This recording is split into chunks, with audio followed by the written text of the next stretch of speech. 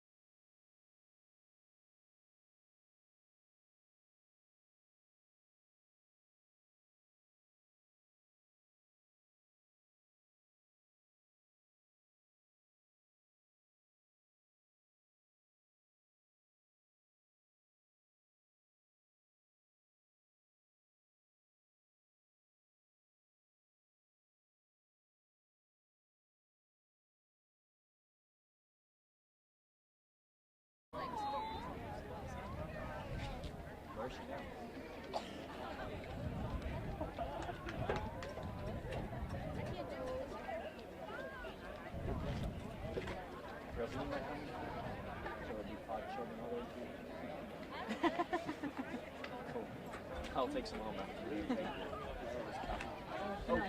I don't think so. No, you're not.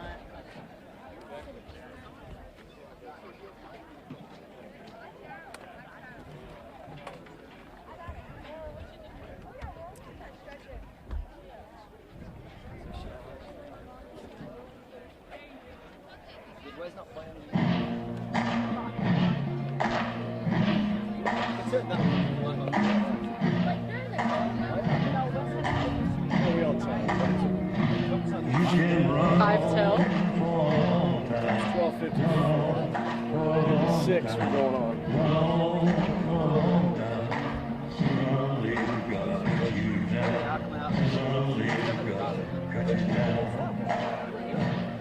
Go tell that long-term line, go and tell that midnight rhyme, tell the rambler, the gambler.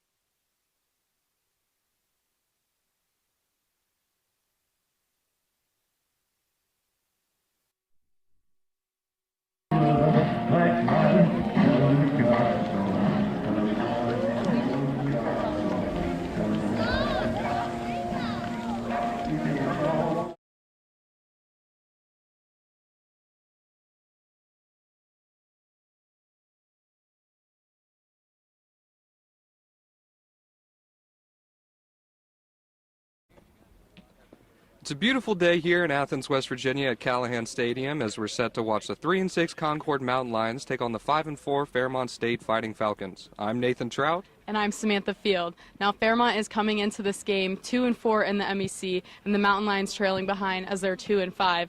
Hopefully looking up to pick up a win on this senior day and their last home game of the season.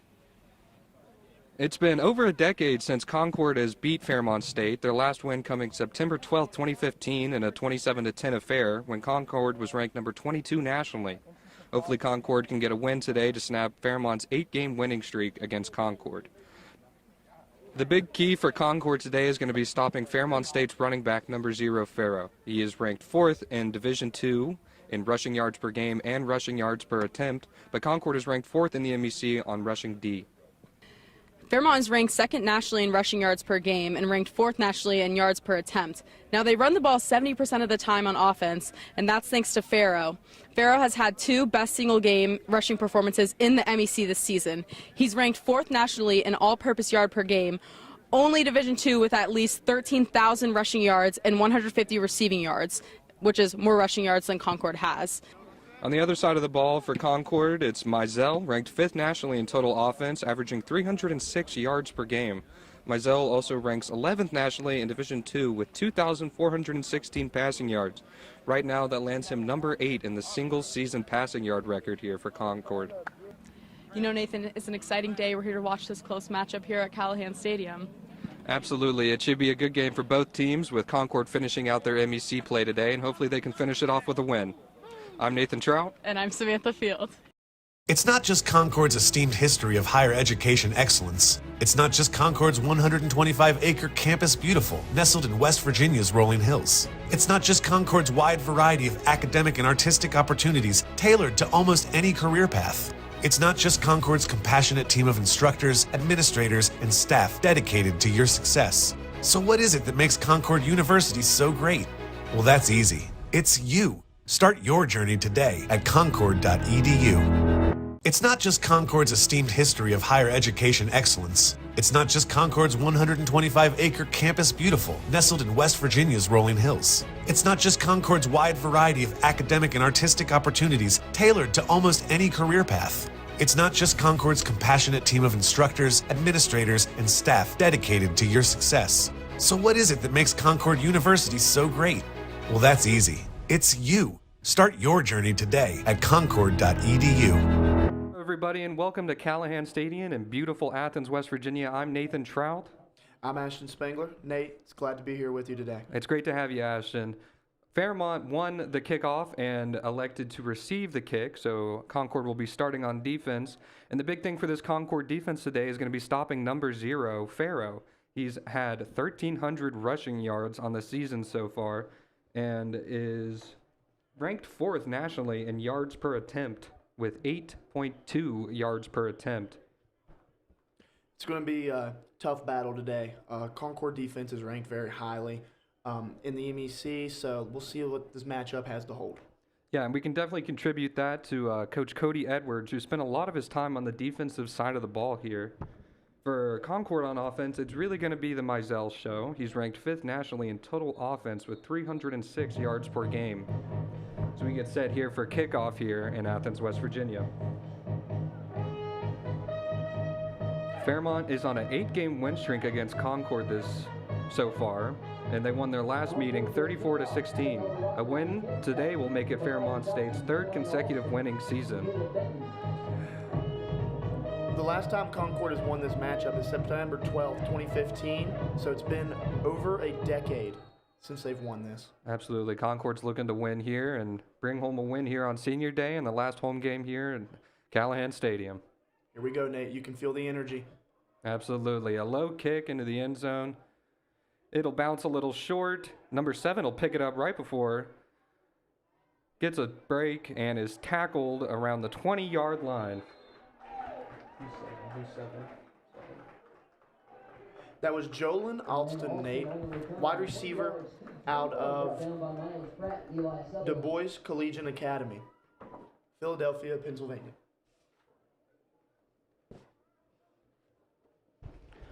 Starting quarterback for Fairmont State is number 11, Nino Marzullo, a 6'2 sophomore from Gaithersburg, Maryland. He won the MEC Freshman of the Year last season, and he has 2,171 passing yards and 21 touchdowns, so only 6 interceptions. Fairmont comes out in a 2-receiver set, and they will hand the ball off. It was play action to number 18, Joey Ramsey, the tight end. Well, like I said earlier, Ashton, they come out, they set in a lot of 2 tight end setups that you expect them to run the ball, and they come out here and pass it on you with their tight ends. On the stop, we had Nehemiah Scott. He is set to have an All-American season if he keeps playing the way he is in these last 2 games. Nehemiah is actually in the top of the MEC for tackles and solo tackles this season. The handoff to 0 Faro. He gets a break and is brought down around the 42, 43-yard line. Nice little gain on the play for Faro. Definitely the kid to be looking out for today. Yeah, Nate, he's going to be the one to stop today. He's a dominant runner. He runs like he hates the ground. That's what we love in a runner. Hand it off to Faro again. Another good gain on the play. It'll put him about a yard short of the first down. Actually, give it to him. The chain game is starting to move. A 10-yard rush for Faro. They're starting off hot on their feet, Nate. Without a doubt, as we thought they would. Fairmont runs the ball 70% of the time. Faro gets another handoff and is tackled around the 45-yard line. A good stop there for the Concord defense. About a gain of 3 on the play for Faro. 3-yard rush from Faro, brought down by Jalen Dollar and Xavier Ellison. Xavier Ellison, if you look this guy up, he has a road to D1 on his social medias, and he is playing like he wants to be there. Fairmont setting up, and again in the 2 tight end set, and the ball off. It's a play action. And number 18 again, Joey Ramsey, the same play they hit us with earlier. Without a doubt, it's a successful play for Fairmont. First down. Fairmont is 1st in the MEC in total and rushing offense, and is ranked 2nd nationally in rushing yards per game. Last week they had a day against West Liberty, averaging 12.2 yards per game against West Liberty. They are also 1st in the MEC on first downs, adding another 3 to that category. A pass from Nino. It's wide open in the end zone. Caught. Number 4. Fairmont strikes first. That is tight end Davin Driscoll out of Evans, Georgia, and a transfer from Charleston Southern. And like I said, they set up in this 2 tight end set, and man, you think they're going to run it, but then they just throw it over the top to those tight ends, without a doubt. Fairmont is set up to kick. That is number 93, Emmanuel Richardson. What an absolutely outstanding first drive by Fairmont there. And we thought they would keep it on the ground, and without a doubt they did. So Fairmont strikes first blood. You know, Nate, we really did think that they were just going to pound this rock, which they did. That's how they converted all their first downs. But to see them throw 3 passes on the first drive is pretty typical. It is. It's a good showing for the Fairmont offense here. You are watching Mountain Lion Television, hosting the Concord Mountain Lions. We will be taking a break here after the score. At Concord University, the Student Athlete Advisory Committee gives athletes more than a voice, it gives them influence. SAC helps shape the student athlete experience, connecting teams with athletic staff and turning their ideas into action. From organizing service projects to strengthening school spirit, SAC makes sure Concord's athletes are heard, involved, and leading the way for what's next. Student athletes shaping Concord, one idea at a time.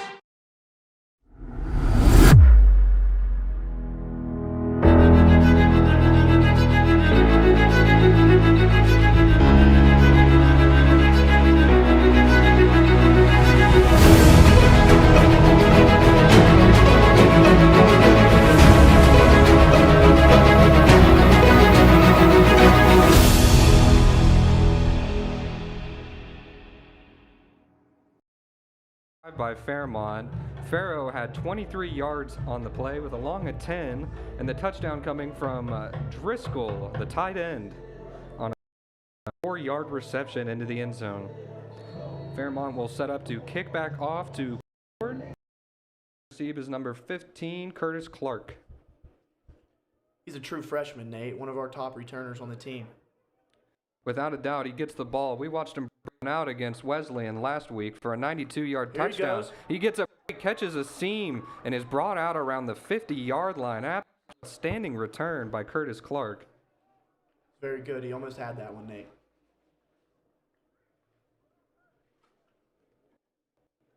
For Concord, like we said, it's been the Mizell game. Tyler Mizell, 6'1" sophomore from Denver, North. He was a walk-on at Wake Forest, and I was talking with Coach Cody Edwards, and he actually told me that he was recruiting the kid back when he was coaching at Western Carolina. So that's kind of what brought Tyler here to Concord University. So far in the season, Tyler has 2,416 passing yards with 21 touchdowns and 9 interceptions. He has a 56% completion rate. He's also pretty nifty with his feet, having 370 net yards on the ground and 4 rushing. All-around great athlete, Nate. Very great guy. You see him around campus, and he's very friendly, very, very nice guy. Mizell sets up in the gun. He takes the snap, and it's a handoff to number 3, Rashad Lucky Dowdy. He's down around the 29-yard line, 28, for about a gain of 3 or 4.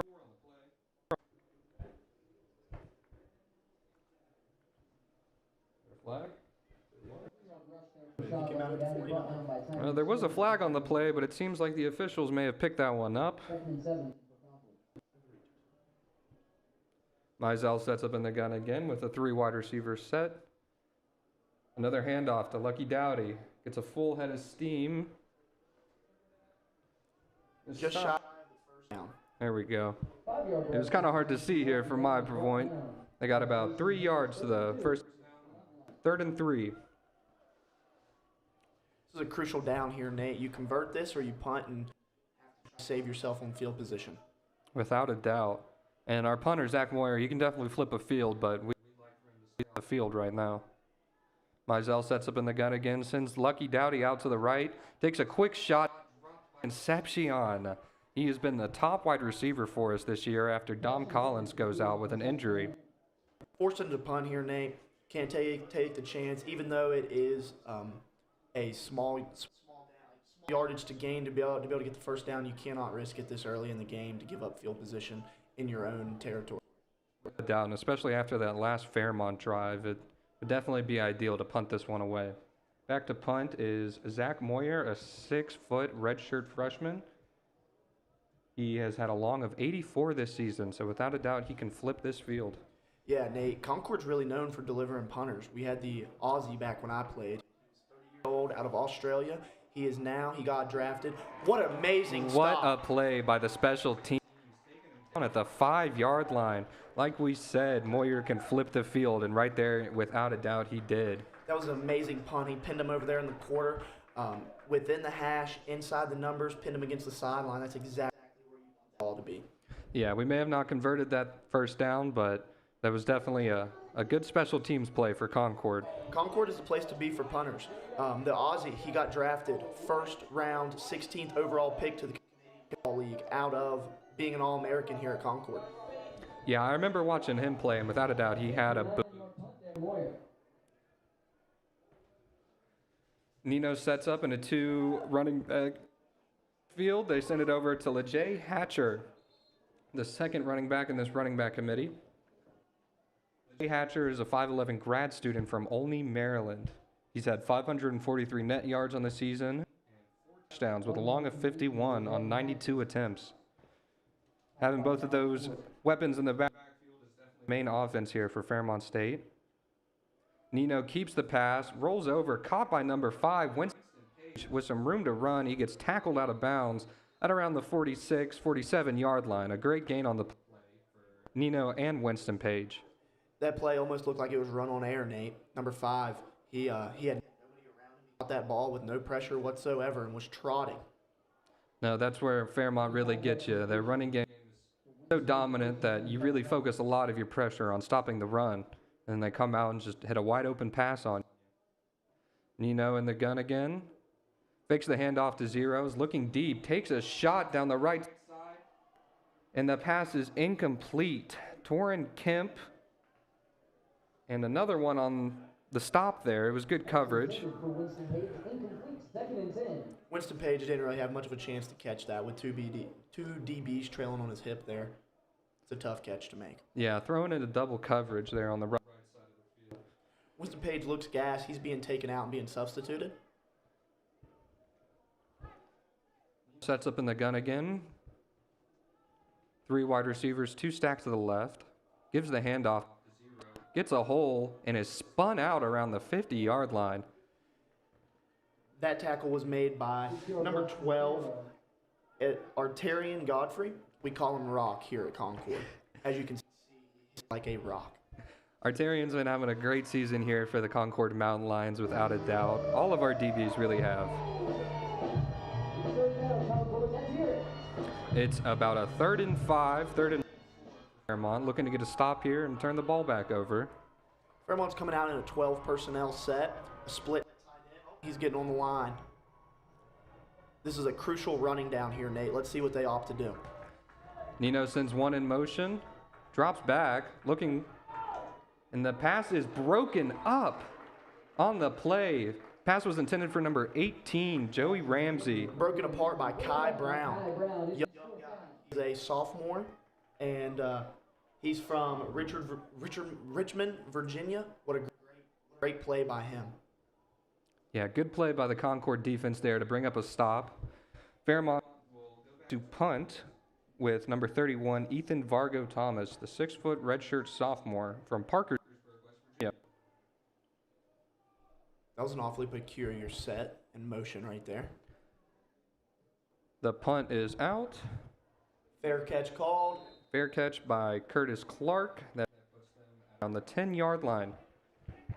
It was a great defensive stop there by Concord. Coming up and making Fairmont kind of flip the field. Yeah, you're correct, Nate. We needed that. We could not allow them to score on the drive. It gave too much momentum.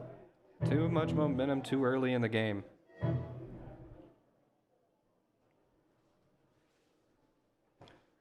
Concord has the top passing offense in the MEC with on the back of Tyler Mizell. And they've allowed the fewest sacks in the MEC, only 6. That's a big part to our big boys there on the line. But the real killer that's been the downside for Concord this season has been the penalty yards. They're averaging around 130 penalty yards per game. There's been a couple games this season where the penalties have really been the deciding factor here for Concord. For example, Nate, University of Charleston, the refs had, I believe, over 186 total yards of penalties, and over 70% of those were on Concord Mountain Lions. You just can't win a game when you're fighting the opponent and yourself. It's the biggest struggle here for Concord this season has definitely been the penalties and the sloppiness there. Nate, you mentioned Concord's O-line having the fewest amount of sacks, let up 6. If you take a look, number 7, Aiden Parsons, he's from Alabama. He has been here for 3 years, has missed a total of 6 games his entire career due to injury, but he has let up 0 sacks. He is a lockdown guard for the Concord Mountain Lions. Bell gives the handoff. He is swallowed up. About a gain of 3 on the play. There's Rashad Lucky Dowdy again, an absolute work of a running back. That kid refuses to go down when he can.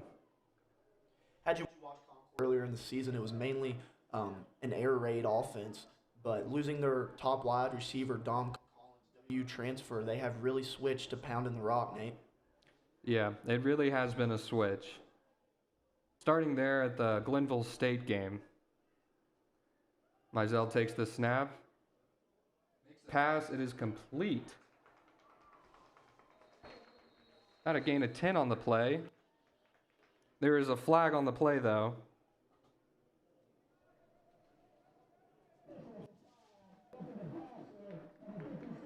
The flag goes against Fairmont for roughing the passer. I have no idea. Concord will get some free yards off of that one, too, giving them an automatic first down.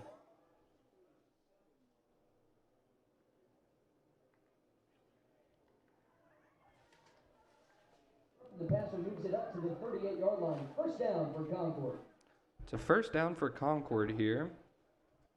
Setting up on the 38-yard line.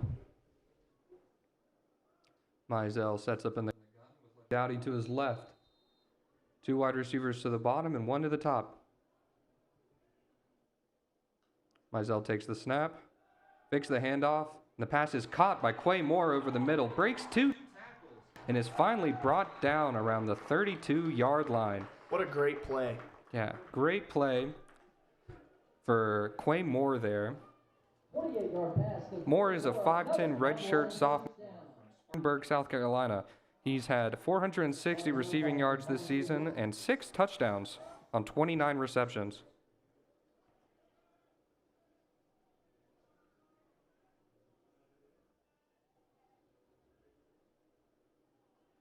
Mizell in the gun again, fakes the handoff to Lucky Dowdy. Deep, takes a shot, has a man open, caught, touchdown! Concord. Number 23 on the catch, an absolute beautiful play to strike back here for Concord University. That was Zion, wide receiver from Macon, Georgia. He's a transfer out of Marshall, West Virginia. Yeah, it's good to see Zion back out there without a doubt. Seeing him on campus, he's a big kid, definitely has a lot of strength to him. He spent a majority of the season not in, but it's good to see him out here. Sets up for the extra point for Concord. Has only missed 1 extra point this season. Drill another one. An absolutely outstanding drive by Concord to answer back, make the total 7-7. You are watching Concord football on television. It's time to make a real impact in your community. At Concord University, our social work programs prepare you to empower individuals and create meaningful change. Earn your bachelor's or master's degree on campus or online while learning from experienced professionals and connecting with passionate peers. Graduate ready to lead, advocate, and inspire. Your future in social work starts here. Apply today at concord.edu. At Concord University, the Student Athlete Advisory Committee gives athletes more than a voice, it gives them influence. SAC helps shape the student athlete experience, connecting teams with athletic staff and turning their ideas into action. From organizing service projects to strengthening school spirit, SAC makes sure Concord's athletes are heard, involved, and leading the way for what's next. Student athletes shaping Concord, one idea at a time. The 33-yard pass completion by Tyler Mizell, and our fault for calling the wrong name. That was Rob Sr. who caught the touchdown pass. Fairmont catches the ball. They get a good little seam and is brought to the 31-yard line. That was number 7 on the reception. Jolon Alston, the 6'3" redshirt senior from Philadelphia. Boy just drilled number 42 right in the side of the head. He was trying to throw the ball to the ref and just absolutely. Well, I mean, there's a reason he's the ball boy and not the quarterback. Yep. Line comes out again. They're absolutely stacking up that line. Set up in the pistol. They switch back into the gun. 3-back set. 2 tight ends. And the ball. That's a sack. That is number 85, Josh Biggs, out of Peterstown, a redshirt freshman. He's just getting to shine on the field here recently, and he was for player of the week last week, defensive MEC player of the week, and this week he said, I am making a case for myself. Josh Biggs, without a doubt, he is a big kid. Seeing him around campus. But great sack for on that play. Sitting in my chemistry class, he's my lab partner, and all he did was complain about how they gave a stat to somebody else by accident. The handoff to Farrow. He follows the blockers, and they will get back up to about the line to gain. Maybe a couple more since they keep pushing the pile. That'll be a gain of about 10 on the play after the sack. Big sack by Biggs there. Is going to make it a 3rd and long for Fairmont. 3rd and 8. It's going to be another big stop here for Concord's defense. That was really a busted play on our defense. As a linebacker, you need to be able to stay home if you're backside. Read your guard, read through the triangle, back to the running back. Our linebacker jumped inside, shot the gun too quick, and gave up a hole.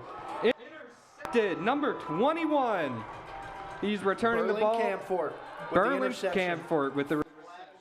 There is a flag on the play, according to Ashton. Interception, another big play by the defense here for Concord. Xavier Ellison, our linebacker, number 3, had great pressure on the QB, forcing that interception.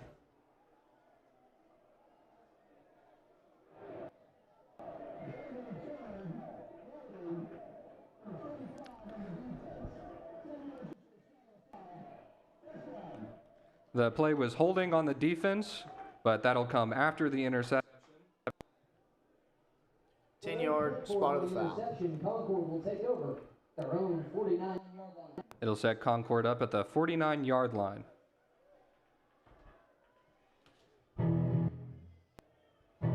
Concord looking to score here and go up, get some momentum, especially after that turnover.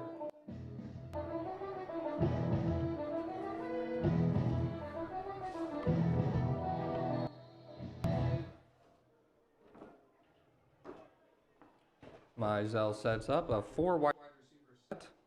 Single back in the backfield with him. Takes the ball, quick pass.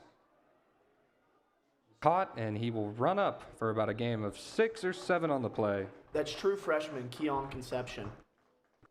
Keon Conception has been a big help here for Concord. Dom Collins. Concepcion, his brother actually plays at Texas A&M, and they're having an outstanding season.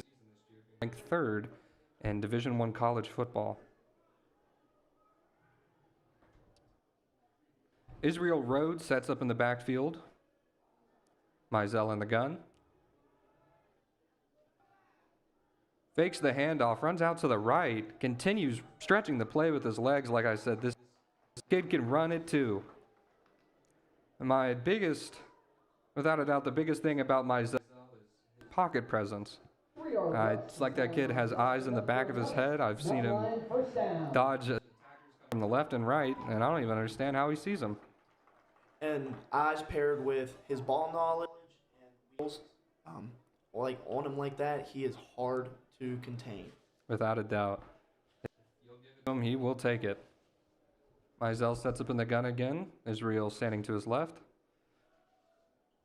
Takes a shot. It is thrown out of bounds at around the 20. The intended receiver was number 17, Damian Burrell, a 5'10 senior from Oakland, California. Monty Burrell, 2nd and 10. 6 for the Falcons, Nemo Roberts. His brother actually just got signed on with the Tampa Bay Buccaneers. Unfortunately, suffered an injury. His younger brother plays at West Virginia State. Family full of athletes. That's the D lineman you have to watch out for today. He is an absolute playmaker. He has a motor that runs super, super high, and needs to be aware of where he's at on the field at all times. Yeah, for the offense, it's definitely about finding Nemo. Israel Rhodes gets a good gain on the play, about a gain of 9. That'll bring up 3rd down for University. Rush for Israel Rhodes. It was a rush of 8. Run one. He's 3rd and 2 for Concord. Funny story about Nemo Roberts. He played at Cabell Midland. I played at a local school. We played against each other for multiple years, but I'll never forget. He was beating my team pretty badly, and he played both ways in high school. So he's down 3-point stance, playing offensive line, and our field was directly across from a subway, and he looks at his boys and says, "Boys, do you guys want to hit it a lick on this subway after the game? I'm awfully hungry." Yeah, Nemo's got the confidence, but there's a flag on the play. It was a 5-yard play. Did you hear what the False start on number 70, our false. center. Yeah.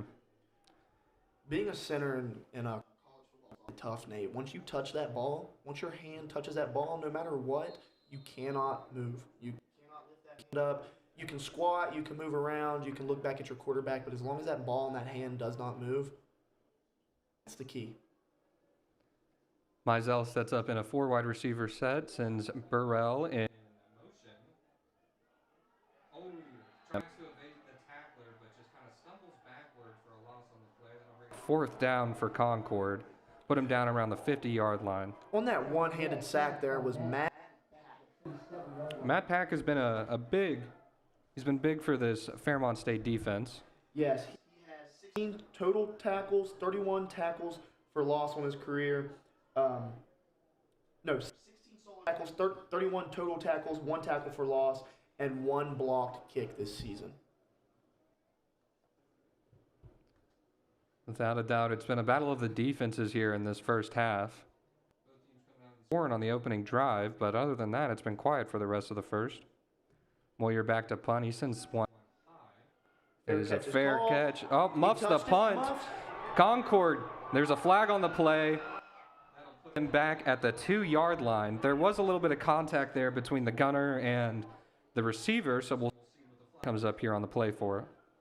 Nate, if I had to guess, I'd say it's because he ducked low at his feet to try to get it out of the way. It grazed him, and there's not allowed to be any contact to that receiver once he calls that fair catch. No, absolutely not. We do believe that that is the penalty that'll come up.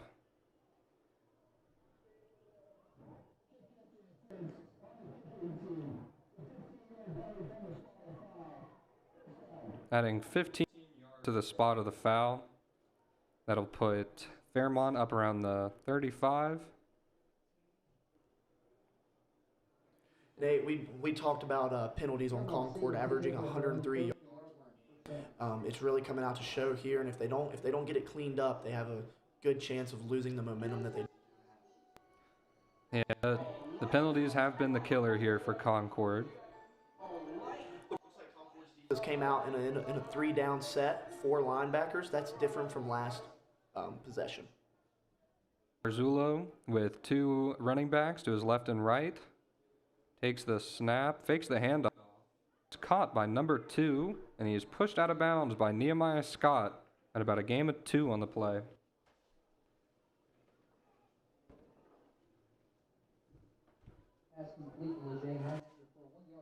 That pass was complete to LeJay Hatcher. So far on the season, he has had a long 51 yards. He averages around 5.9 yards per carry. Farrow breaks a tackle and is pushed down at around the 35. There is a flag behind the line of scrimmage.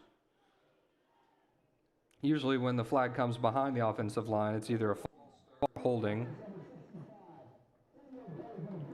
Most of the time, Nate, whenever you hear about these stats, you envision the back being a big, muscular power back. Pharaoh's a finesse guy. As you saw right there, it looked like he was running through a maze, but he still managed to gain yardage. Yeah, Pharaoh actually has the 2 best single performances in the MEC this season. And last week against West Liberty, he had 2 rushing touchdowns, one for 70 yards and one for 80 yards too. So if he can get into some space, he can definitely break it out. That just goes to show size isn't everything in football. It's all about 1-2. It's not the size of the dog in the fight, it's the size of the dog. The handoff to Pharaoh, again. getting some space on the outside. He's brought down about a gain by number 42, Jaden Jenkins, a freshman DB out of Hope Mills, North Carolina. It's a good stop on the play. It's a good stop on the play by Concord. That'll bring Fairmont about 4 yards shy of the line to gain on a 3rd down here, a big 3rd down for defense. This is what we would call money down if you're on the team. You're 3rd and 14 right here, and there's a flag on the play. A false start, definitely. We got a little bit of action over there on the left side. Number 4, the wide receiver, like he was trying to take off before the play even started. Start, and that'll be another 5 yards added back to Fairmont. See what Fairmont's number 51 there, he went ahead and took off walking back and acknowledged that he was the one that committed the penalty and that it was on them. Well, you never admit when you committed the penalty to the refs. Handoff to Pharaoh, and is stopped about a yard short of the line to gain. That'll bring up 4th down and brings on the for Fairmont State. That was a crucial drive there for Concord. They really needed that stop, keep momentum rolling, put their offense on the field, and give them a shot to put the ball in the box. You know, we really it's going to be a shootout. Neither team has a really high-ranked defense, but it's showing out here today. About 1:33 left here in the first quarter. Since the opening action, it's been all stops. The punt is away. It's a low flyer. It'll take a bounce. He picks it up, turns around, catches a block, catches another block, flips the field, slips the tackle, finally brought down at around the 32-yard line. His helmet came off there, Nate. He was dancing. Needed to be taken off. Well, he had a good return. It could have been a lot we're seeing up here, but you know, Clark he's pretty nifty on his returns and definitely made a positive out of a negative.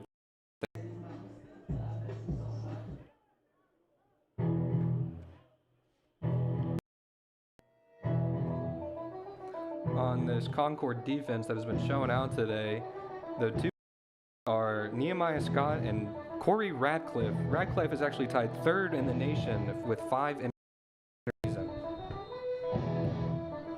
Mizell sets up in the gun. 4 wide receivers, a tight end in motion.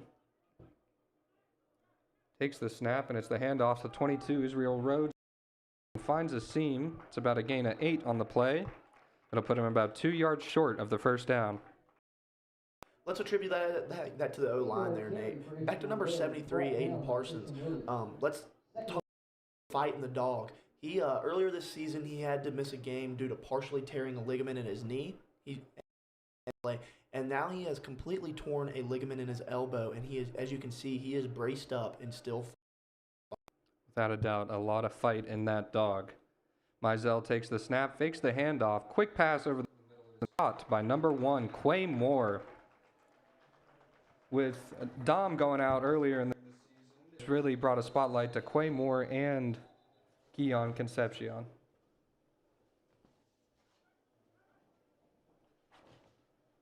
I'll bring up another first down for the Mountain Lions, looking to drive and hopefully score ending this quarter. There's about 25 seconds left, so I figure they'll get down the field for the quarter. First down right at the 50. First down, Concord. Set up on the 50-yard line. Clock is ticking, 18 seconds left. Looks like Concord just might run the ball out here and go into the quarter with some good. We're going to run one play here, Nate. Mizell takes the snap. He's looking to pass. A quick one. The pass broken up by number 25 for Fairmont State. It was intended for 17, Damian. Number 25 with the stop, Jonte Wilson, a DB out of Indianapolis, Indiana. To the end of the first quarter action here in Fairmont, or in Athens. It's been a good show between Fairmont and Concord. You are watching Concord football on Mountain Line Television. It's not just Concord's esteemed history of higher education excellence. It's not just Concord's 125-acre campus beautiful, nestled in West Virginia's rolling hills. It's not just Concord's wide variety of academic and artistic opportunities tailored to almost any career path. It's not just Concord's compassionate team of instructors, administrators, and staff dedicated to your success. So what is it that makes Concord University so great? Well, that's easy. It's you. Start your journey today at concord.edu.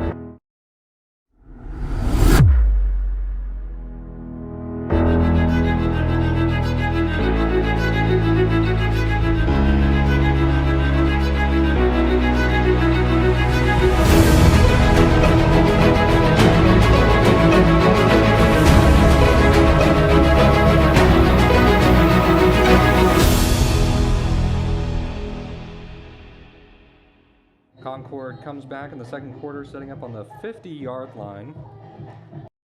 So far has 6 first downs and 27 rushing yards to 84 passing yards. You know, Nate, funny story. Back my freshman year, I started all this at Concord. I hadn't realized that the quarter had ended and that we had switched fields, and I had asked him to clarify which way we were kicking, so I knew where to be at for kickoff. And my defense time, bit of a rude guy, if you would put it. His name was Coach Crehan, and he had a few choice words to say to me. He ripped off his headset, asked me if I was doing quite vulgar things to him, and I was in disbelief, and so was my mom right behind me in the stands listening to it. That's a good story there, Ashton. That was a gain of 6 on Concepcion with the pass coming from Mizell. Mizell sets up in the gun again with breaking out to the left. A quick pass to Rhodes. Evades a tackle and spins up. Is brought short with about 1 yard. He gets absolutely flatlined by Tristan Williams, a DB, a redshirt out of Inglewood, California. Israel Rhodes has 105 receiving yards season and a touchdown. He averages around 13 yards per game receiving. So he's definitely a threat on the ground and through the air. They'll take Rhodes out and put Lucky Dowdy, the workhorse, in as they're looking to go short here.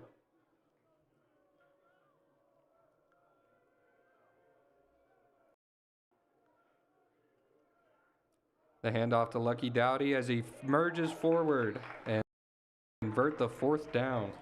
That was a crucial block there by Grant Cochran, who is actually a local kid here, West Virginia native. He initially went to WVU to play quarterback, transferred down here to play quarterback, and then they moved him last year to defensive line, and now he's back playing blocking back type of H-back position. Guy is just to do it all. He just wants to be on the field. An all-around, definitely a big man Swiss Army knife. Mizell sets up in the gun again with Lucky Dowdy. The handoff to Lucky Dowdy. Surges forward again for about a gain of 5 or 6 on the play. It looks like he would have had a big break right there. He barely got tripped up. Must have been a shoelace tackle. Yeah, the shoelace tackles save a lot of big runs from running backs.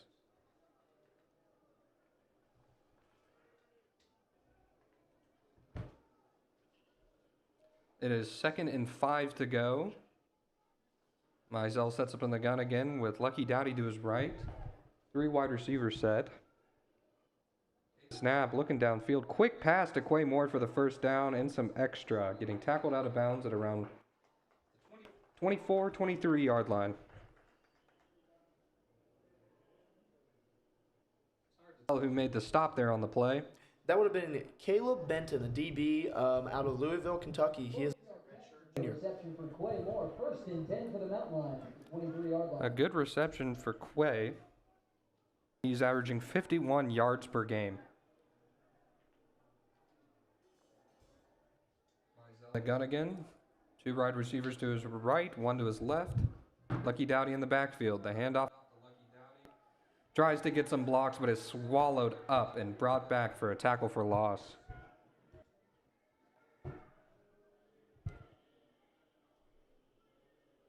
No gain on the rush from Lucky Dowdy. Down by Matt. No gain. They will set back up for a 2nd and 10. Concord threatening with the red zone here. Concord has actually been 55% on touchdowns in the red zone. So hopefully they can convert this first down and get a look at scoring. Izell in the gun. Send Concepcion in motion. Steps back, looking for a pass. There he is using those legs. Cuts up the middle. A good block for 30. Lucky Dowdy, the running back on that play.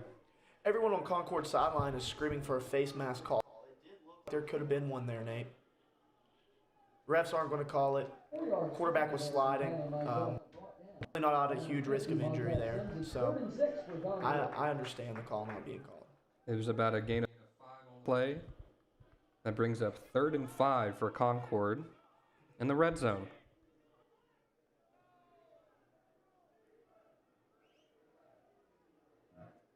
There are 3 wide receivers and a tight end with 30. Lucky Dowdy. Low snap. Takes a shot. Caught. Dropped. It was a great shot there from Izell to Concepcion in the left side of the end zone. He kind of threw that ball before Concepcion even knew it was coming at him. Keon Concepcion is our top wide receiver at the moment without any touchdowns. That could have been his first. Yeah, that would have been the big one for the season for him. Concord will bring out the field goal unit headed by Kenyon, the grad student from Sacramento. He is 4 of 6 on his field goals with a 66 completion. Puts it up and it's low. Hits the ref over there. It is not a kick. I may have jinxed him there by calling out his stats beforehand, which I have done before this season. Yeah, Nate, that's a #1 rule. Don't ever call out the stats of the kicker beforehand. Yeah, I'm for Fairmont to get up there and make a kick so I can talk about their kicker, Emmanuel Richardson. Well, a turnover on downs there for Concord. Fairmont will set up at around the 20-yard line with around 10:21 to go here in the second quarter. Scoring action happening since the opening 2 drives. It's a dogfight, Nate. And we knew it would be. Concord's looking to break an 8-game losing streak against Fairmont that stands back about a decade. You mentioned earlier, Nate, that Concord was only 55% scoring in the red zone. That kind of goes to show their ability to finish. It has been a long-standing thing here at Concord that they never finish. It just seems to be that they will hang their heads and lose them at any little inconvenience. And so hopefully they can get out of that spurt today and be able to keep their heads high and really in this dogfight. Because what they do is they take themselves out of the fight before the bell is rung. About football, it may seem one way, but it can definitely flip on a dime. With the snap, hands off to 0. Concord has been all over Faro this game, and we're hoping to keep it that way. Only about a gain of 3 on the play. Brought down by Nehemiah Scott and Jalen Dollar. Yeah, Jalen Dollar's been a big addition, a big piece here for Concord on the defensive end. He can cook too. In the gun with Farrow to his right. Another handoff to Farrow, gets a couple blocks and runs right into the back of his line. Gain of 2 on the play there. Concord's definitely trying to sniff out the run plays here on Fairmont. Godfrey was number 12 there in the middle of that pile, being a big staple, acting as a in that pile, not letting anything get by him. That brings up 3rd down for the Fighting Falcons. And as it is here in Concord, the football players love to bring up John Cena on third down. Takes the snap. Another handoff to number 2, LeJay Hatcher catches a break, dips a tackle, and is finally brought down at around the 42-yard line. That was a big run there for LeJay Hatcher. Brought down by number 42, Jaden Jenkins. Nate, so if you really paid attention right there, that was a two-back counter. They motioned both tight ends over to the other side, kind of overloaded that right side, and then motioned them back across. As a defensive lineman, you see that motion moving behind the line, you automatically want to think the ball's heading that way, Because football's really a numbers game. Can I outnumber you in the box? Can I block more guys than what you can bring, and then have my ball carrier behind that? And it was just a trick, Counter's really a trick. So they ended up running back the other way. Another handoff to Farrow, refuses to go down as the pile pushes for about a gain of 9 on the play. That's Fairmont winning the numbers game right there with their men. Yes. Redshirt freshman number 85, Joshua Biggs, back in the game. Field side defensive end. If they can get that guy to gain a little bit of weight on that 6'6" frame, he will be a force to reckon with. Another handoff to Farrow that'll get him the first down. All he needed was a yard, and he'll get about a gain of 4 on the play. Hatcher's last rush was for 31 yards. That'll bring up another first down for Fairmont, who actually ranks first in the MEC for first downs.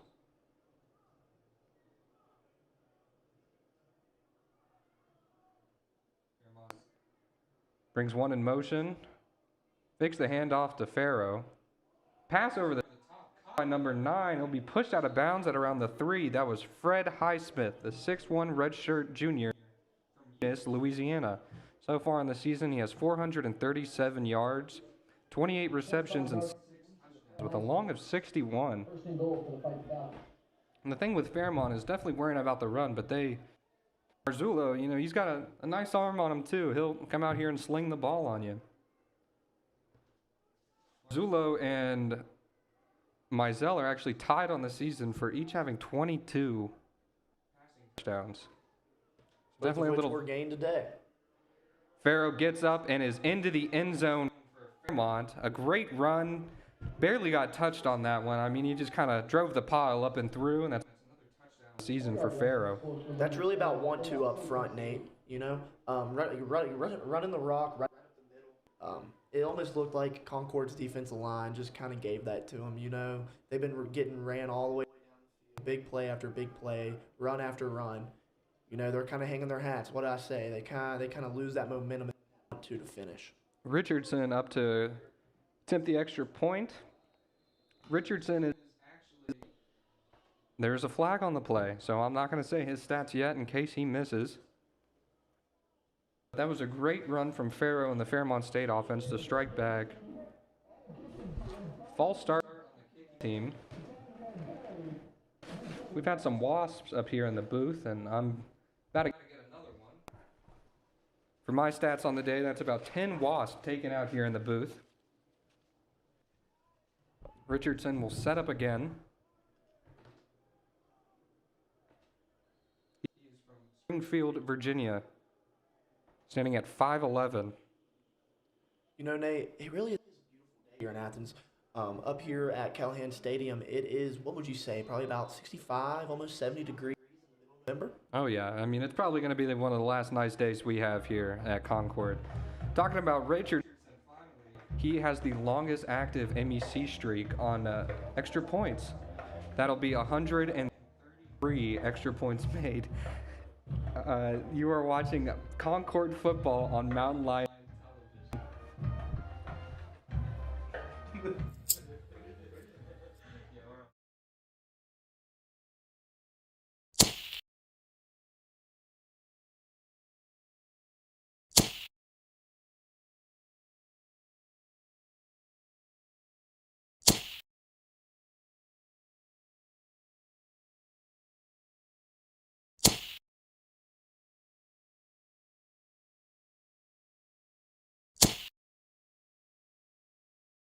It's not just Concord's esteemed history of higher education excellence. It's not just Concord's 125-acre campus beautiful, nestled in West Virginia's rolling hills. It's not just Concord's wide variety of academic and artistic opportunities tailored to almost any career path. It's not just Concord's compassionate team of instructors, administrators, and staff dedicated to your success. So what is it that makes Concord University so great? Well, that's easy. It's you. Start your journey today at concord.edu. It's not just Concord's esteemed history of higher education excellence. It's not just Concord's 125-acre campus beautiful, nestled in West Virginia's rolling hills. It's not just Concord's wide variety of academic and artistic opportunities tailored to almost any career path. It's not just Concord's compassionate team of instructors, administrators, and staff dedicated to your success. So what is it that makes Concord University so great? Well, that's easy. It's you. Start your journey today at concord.edu. It's not just Concord's esteemed history of higher education excellence. It's not just Concord's 125-acre campus beautiful, nestled in West Virginia's rolling hills. It's not just Concord's wide variety of academic and artistic opportunities tailored to almost any career path. It's not just Concord's compassionate team of instructors, administrators, and staff dedicated to your success. So what is it that makes Concord University so great? Well, that's easy. It's you. Start your journey today at concord.edu. Realized he had no choice, and then made it to about the 17-yard line.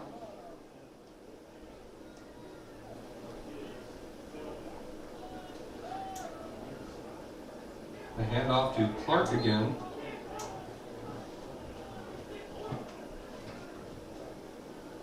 He sure is fast. 4-yard carry from Curtis Clark, 2nd and 6.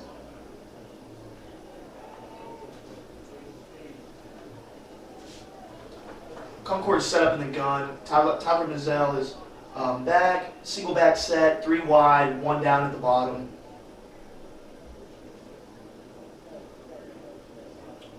Looks as if they're audibling to a different call. Mizell with 3 receivers to his left. Another Hands off to Curtis Clark. Another handoff to the freshman. He's breaking Catches one. a break. Pushed out at around the First down, Concord. 44-yard line.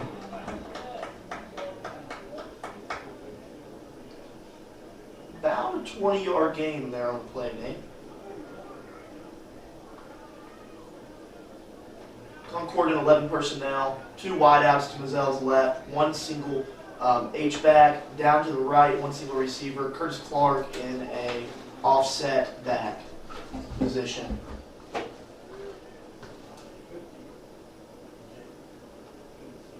Fakes the handoff to Curtis Clark, takes it deep, caught by number 2, Keon Conception, the true freshman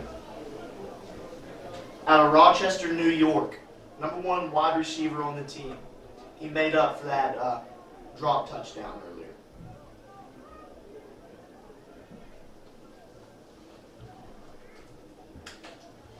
Coming out of the game is number 23,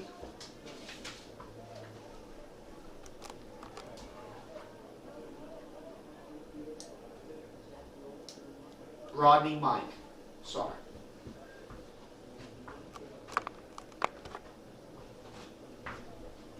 Concord lined up in a 12 personnel. 11, excuse me. Fakes the handoff. Goes deep. Caught by number 1, Q Moore. Ref saying it is inbounds. That is a huge play. That was about a 35 yard catch. That was a great catch by Clay Moore there on the play. Definitely stepping up as one of the lead wide receivers on this team after Don Collins goes out for the season. 24-yard completion for Clay Moore, 1st and 10. It was a 24-yard completion.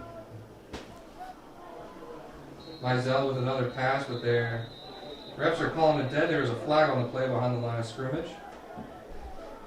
A screen pass caught by Keon Conception.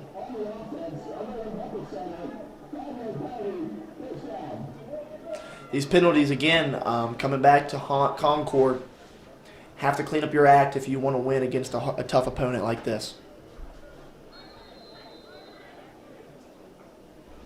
That last Fairmont State scoring drive was 14 plays, and 7 plays for 80 yards.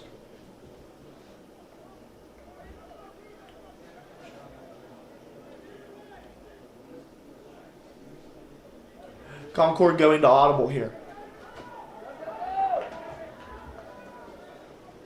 There's about 4 minutes. Another flag on the play. They're calling it dead. Timeout called by Concord. Their Yep. first timeout of the half here. I mean, with about 4 minutes left, why not use them? Yeah, they were kind of forced to there, Nate. The play clock was running out and the ball had not been snapped yet.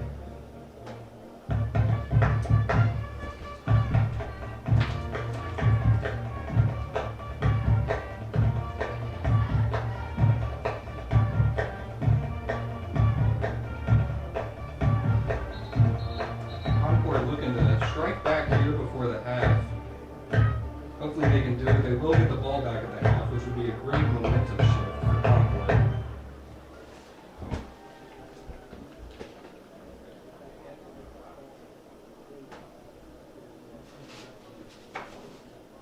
Concord is ranked 4th in the MEC on their defense, especially in the run, and it's definitely showed out here today. Barrow's been having a game, but they've definitely been stopping him from having the game that he could be having. With Mizell right now on his passing season, he lands 8th in the Concord record books for single-season passing yards. Fakes the handoff, using those feet in the pocket. It's a shovel pass up, and it is not caught by number 15, Curtis Clark. Mazzell was in a bit of a situation, the play action there, faked the handoff, and had 2 defensive linemen directly in his face. Really not much he could do there. It was number 56, Matt Pack, and number 58, Samir Deshields. They were in his face, and he tried to shovel that ball forward. He's very, very, very lucky that that did not result in a turnover. Without a doubt. 10 personnel line up here with Curtis in the backfield. Fakes the handoff, draws, check down throw to number 19. That is one of the Haley Isnadin. Isnadin has been a great addition for the team. He is a 6'4" sophomore from West Palm Beach, Florida. 8-yard completion to Headley Estate, brought down by Karan Waddies. Thank you, Edward. Third down here for Concord.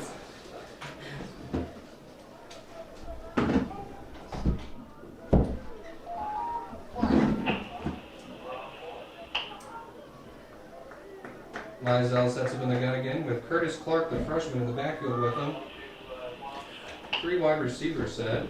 Mizell looking to pass. It's caught by number 2, Concepcion. For about a 5-yard gain there. Just bringing up a crucial 4th down and short. 6-yard completion to Keon. Now, football is all about a game of numbers. You have to know where you're at in the game, what quarter, how much time's left on the clock, field position, which hash you're on, what personnel you're in, what personnel the defense has out on the field. It all comes into play calling and decision makings on whether to go for it or not on a crucial 4th down. And here, I believe that they're making the right decision. They're putting in a loaded set in the backfield, a 3-back set. It looks like they have an offensive lineman in the backfield motioning.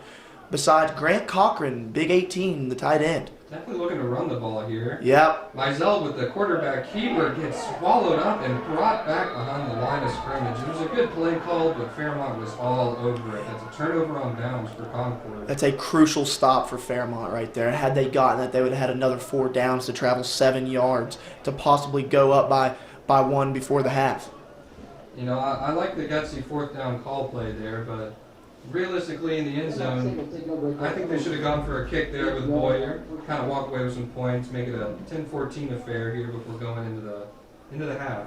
They may have been scared that you would call his stats out again, Nate, and he'd miss it. Well, I would definitely call that he missed that last one. So Marzullo sets back up with 2 running backs. It's Lejay Hatcher and Farrow in the backfield with him. Since Farrow out, Hatcher out. Quick pass, it hits the ground, was intended for number 5. Jeffrey Polk. Pass incomplete, looking for Winston Page, 2nd and 10. Sorry, that was Winston Page, not Jeffrey Polk. It's definitely been a wide receiver committee here for Fairmont throughout the season. They definitely don't have a favorite target, but Marzullo is spreading the ball around, keeps the handoff, pass over the top, caught by number 9, breaks the tackle. He's got some space down the sideline. Is tracked down and finally brought out of bounds at around the 40-yard line. By number 8, Kai Brown. That was caught by Fred Highsmith. Him and Winston Page each have 6 receiving touchdowns on the season, and Highsmith is averaging around 48 yards per game. So bring him back up, wide receiver by committee. There was a flag on the play, it appears, and that play will be brought back. A big momentum stopper there for Fairmont. That was a great play by him, get him in good field position, kind of put the pressure there on Concord, and especially on the defense. Concord got quite lucky because the Falcons are in a really good spot. If they can go up and make it 21-7 before the half, that's a really hard thing to come back out and keep your momentum coming into the second half if you're Concord, especially with Concord's history of hanging their head and not wanting to finish. We've seen it plenty of times, especially before the coaching change with Cody Edwards. He's brought a lot of light and a lot of spark here into this Concord team. Refs are calling it dead, and it's a timeout there.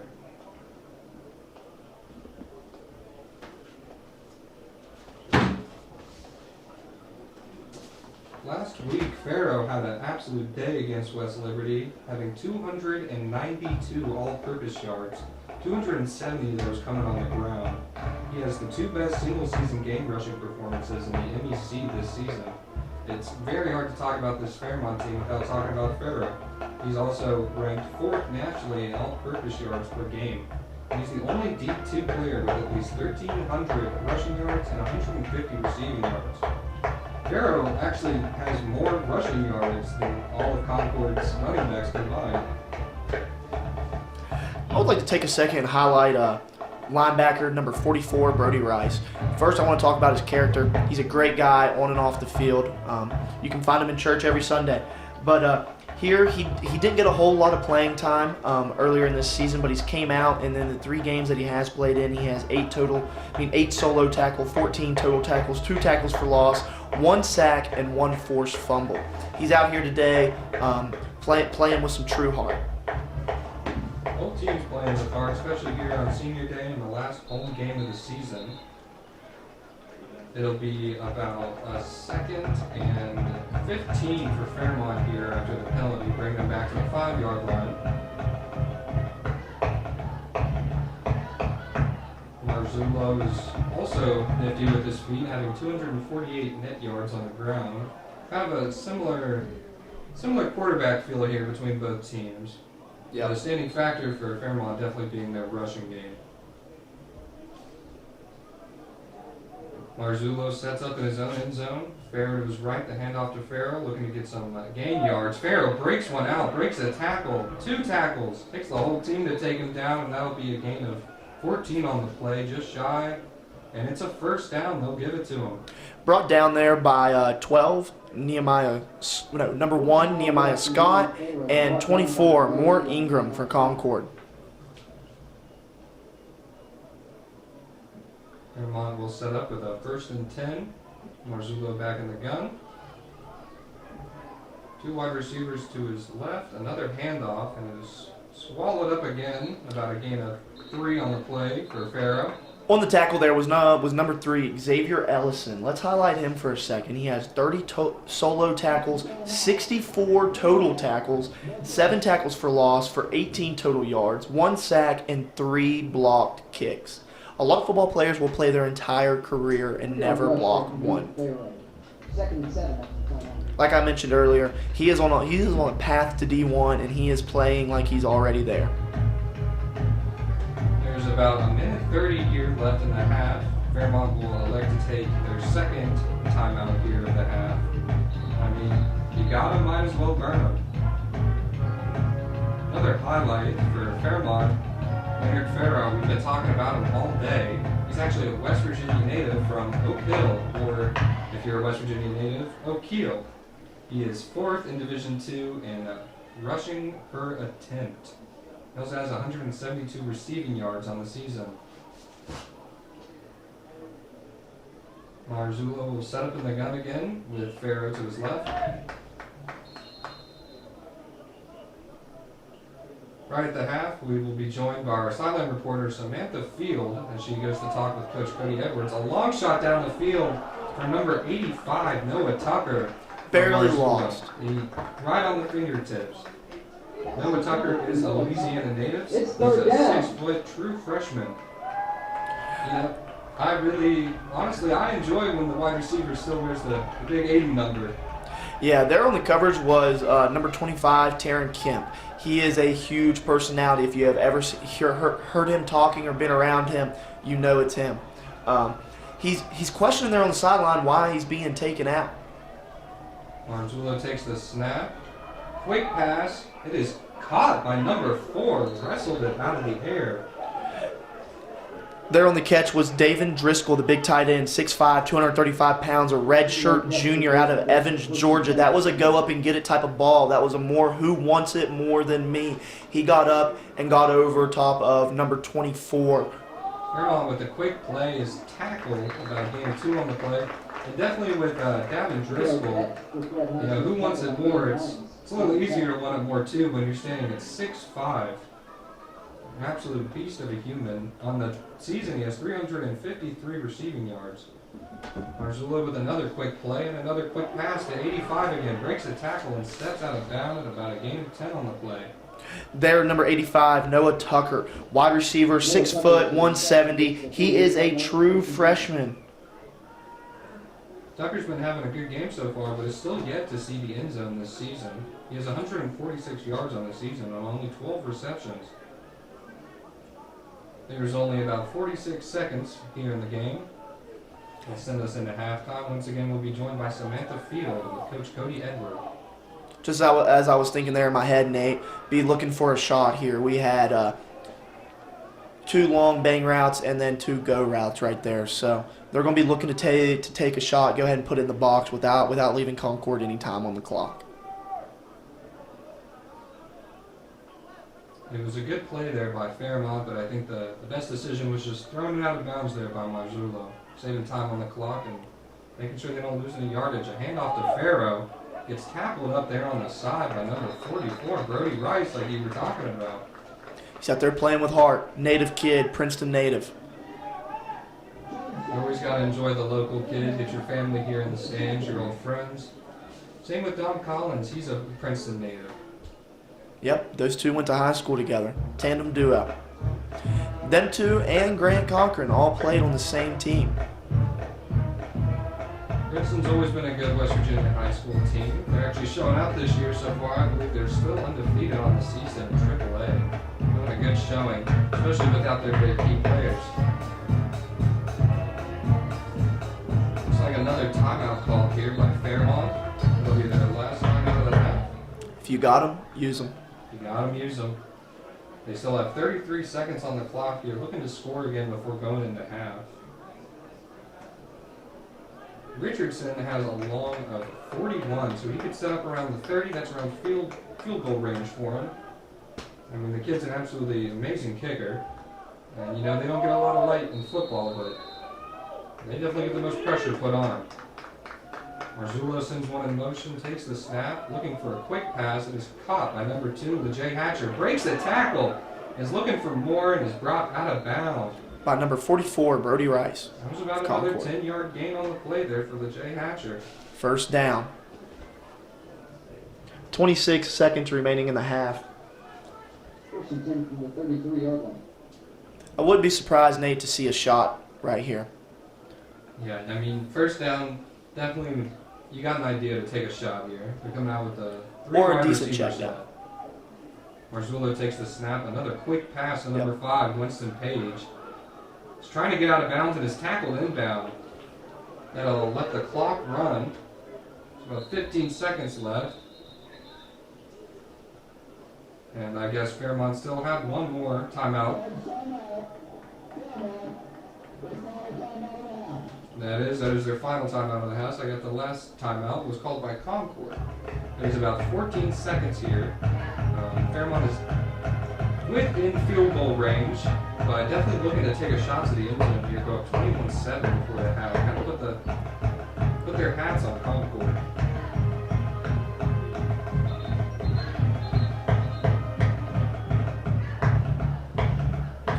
This is a crucial time for Concord, Nate, to be able, if they can get this stop and head into the half and save a little bit of face on the scoreboard, they'll be able to keep their momentum and come back out with a game plan to be able to stop this run game of the Falcons. Marzullo has had a great day so far, going 12 of 18 with only one interception and a touchdown. He's only been sacked one time. He has 105.9 yards through the air. Sets up again in the gun with a single running back in the backfield with him. Takes the snap, looking for another quick pass to the side that's caught by number 4, the tight end, David Driscoll. From Evans, Georgia. I mean, you can see him here. He's tall and lanky. It's kind of weird to see him put up at the tight end position, but it kind of reminds me of Kyle Pitts. You know, it's a different type of tight end. You know, a lot of the times here, with the way football's evolving, at the tight end position, you're looking for somebody that can go up and get it, you know. Rebounding in basketball, you know, you want the ball in their hands. And so you're going to put somebody there that is just going to be a guy to go up and get it, you know. And we saw that over top of Dallas Ford, number 34, a second ago. He went up and he got it because he wanted it more. Marzullo calls the audible, goes to an empty set. And there is whistle blown. Find out what it's from. There's no flags on the play. Must have been a timeout from Concord. Coach Edwards not really happy with. There was a flag. It was a false start on the offense. Definitely made a little bit of confusion with all the running around going on there pre-snap. There's about 9 seconds left here, so that'll give Fairmont maybe 1 or 2 shots. Get them closer in the field goal range, maybe take one good shot at the end zone. You know, that's a set that Fairmont doesn't use typically, and whenever you go into a high-stress situation like this, very little time on the clock, trying to go up, and then you move into a set that you don't typically move into, mistakes are going to happen, thus the offsides call. Marzullo takes a shot to the end zone, but broken up by number 1, Nehemiah Scott. Definitely one of the star players here for the Concord defense. A great play by Nehemiah just to get up and bat the ball away. Yeah. Nehemiah here has 42 solo tackles on the season, 78 total, 9 tackles for loss, totaling a total of 35 yards, 2 sacks for 16 yards of loss, an 80-yard pick six, a forced fumble, and a fumble recovery. They're very lucky. Marzullo is very lucky that Nehemiah Scott did not take that back. Richardson sets up for the kick. It's a 37-yard try. It's up, and it is no good. It looked like it was good here from that point of view, but it was wide right.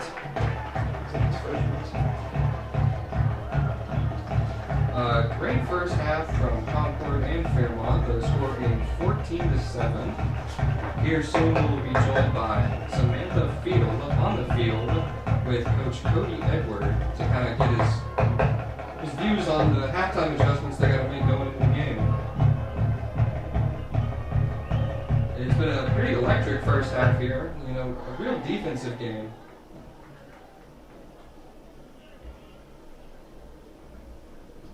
Fairmont definitely having some opportunities and Concord to score more, but just kind of coming up short there in the end. Concord will get the ball back at half. So looking to come back and tie up this game.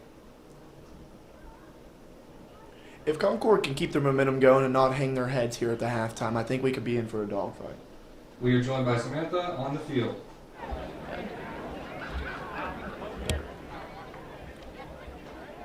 Hi, I'm Samantha Field here on the field with Coach Cody Edwards. Now, Coach, your guys have shown a lot of fight in this first half. What do you think the key is to taking control of this game in the second half? You know, we talked about it in the first quarter, and we didn't really succeed. We talked about starting fast. We didn't come out. We didn't start fast. The big momentum swing is going to be the first 4 minutes of the third quarter. We've got to come out and start fast. If we don't start fast, we're in trouble. So we got to get in there, get our guys rallied in the locker room, come out and be ready to start fast. Now, the big name for Fairmont is Leonard Farrow. How do you plan to contain Farrow after the success he's had in the first half? I think we did an okay job there. We've limited the explosive runs, but they're still getting way too many yards, after contact, and that's where we've got to eliminate his gains. He's getting a lot of yards after contact. At that point, we've got to drive him backwards and wrap him up and gang tackle him. Thank you, Coach. Back to you, Nate. I thought that was a good interview by Coach Edwards. You are watching Mountain Lion football on MLTV as we go into the half.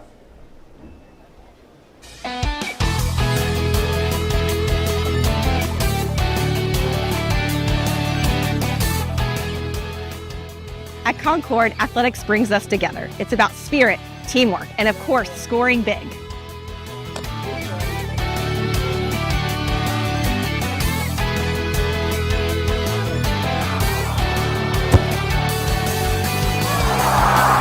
It's about celebrating every goal, big or small.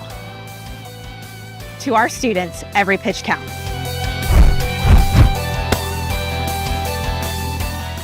Not bad, right?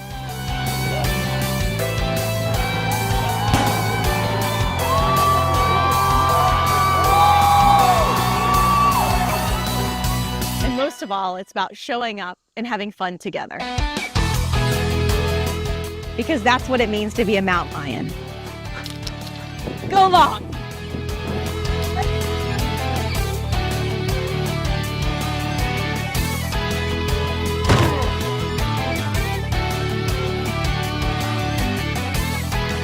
Showing up and getting your hands dirty. So come out, cheer loud, and let's make this season unforgettable.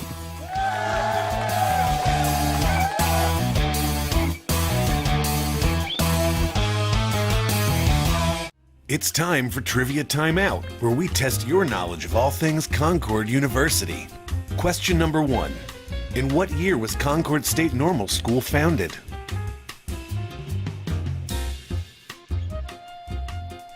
The answer is 1872.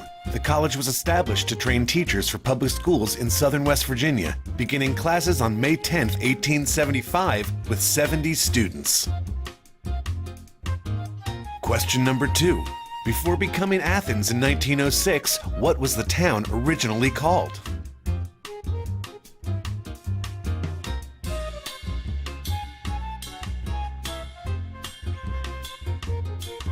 The answer is Concord Church. Named after a local church near the school, the area was later renamed Athens to reflect the classical tradition of education. And our third and final question, during World War II, what military role did cadets train and earn college credit at Concord to become?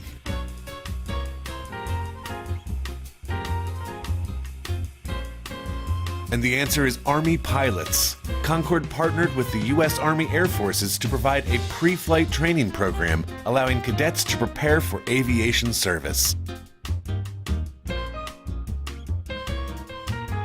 Stay tuned for more Concord trivia coming up. As we honor our seniors for Senior Day here at Concord University.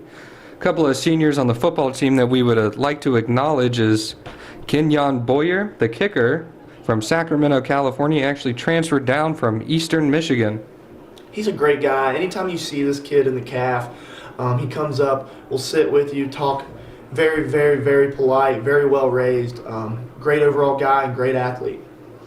Another senior is on our line, Jalen Dollar from Atlanta, Georgia. He actually transferred down from Memphis University. Big Dollar. I played with him last year. He's a great guy, great role model for the team. Concord University is very lucky to have this guy out of the University of Memphis. He's very, very, very well knowledgeable in football, very well skilled. Great guy to have around to mentor these younger guys. Yeah, he's been a good kid to talk to as well, finding him in the dorms. Another one is Michael Herbert from Fayetteville, North Carolina. He's a transfer from Limestone, and on this Concord team, we've had a couple of transfers from Limestone. Yeah, unfortunately, the university shut down, Nate. And Michael, though, he's a great guy. He brings a lot of spunk and character to the team. He's quite quiet, though, if you find him anywhere else. But the guys, from what I've heard, he's a great guy to have around. Very well skilled, great athlete. Number 30, Rashad Lucky Dowdy, without a doubt a workhorse of a running back. from Greenville, South Carolina. He's a transfer from Erskine University. You know, as you guys can see today, the film will speak for itself. He's an absolute workhorse. I wouldn't want him running the ball at me.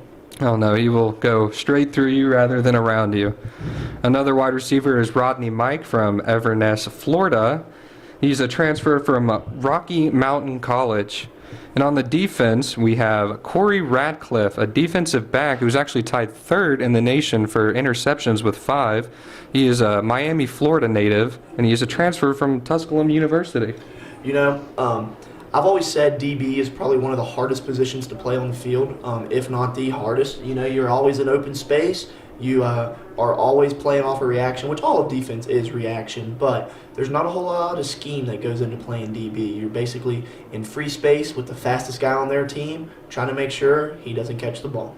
Yeah, without a doubt, the defensive back, they get a lot of hate on the team, especially if you're locking down a dude all game and you give up one big pass. They're going to remember your big pass given up instead of all the great plays you had. Another one on the defensive line is number 99, big Ethan Rennells from Boiling Springs, South Carolina, another transfer from Limestone. Yeah, he's another great guy to have. Unfortunately, like I said, Limestone shut down, but it is very fortunate for Concord because we got multiple, but 2 dogs on the D line, Mike and Big E. We refer to him as Big E. They both bring a lot of spunk and character to the team and a lot of years of experience and knowledge to the D line. Yeah, Big E is definitely a fitting name as he comes in at a 6'3". Definitely a big guy there playing right in the middle of the defensive line. And our final senior for the Concord football team is offensive lineman Antonio Smith from Miami, Florida, who is a transfer from Judson University.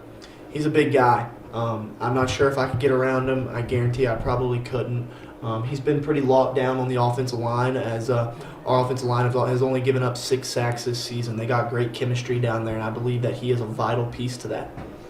That is all from our seniors here at Concord University. And just looking around the league a little bit in the MEC, Frostburg State is sitting at number 1 in the league at a 7-2 record, while they're 5-1 in MEC play. And then coming in at number 2 is Charleston at 6-3, which is also 5-1 in MEC play. We played Frostburg State earlier in the season. It was a good affair that we had against them, but Frostburg is really the number 1 team here in the conference. Yes, Nate, and actually ranked nationally they are. I believe last time I checked they were 23rd in the nation in all of Division II. Kid from here, he was a good buddy of mine, Lance Blankenship. He actually transferred and left out of here before the coaching switch and went to Frostburg, and he is their starting defensive lineman, number 0. He's a great guy, great kid, awfully quiet. He focuses on really just football. You know, he's good in the classroom, but he's mainly he wants to be there on football. Whenever I played, I switched from linebacker down to D-line actually to be able to get some more playing time, and me and Lance were out here in the weight room and on this field just about every day, rain, sleet, snow, or shine, just to kind of work on our crafts. And it really does show in Frostburg's record of 7-2 that they have very disciplined gentlemen like that. You are watching Mountain Lion football on MLTV. Welcome. Question 1.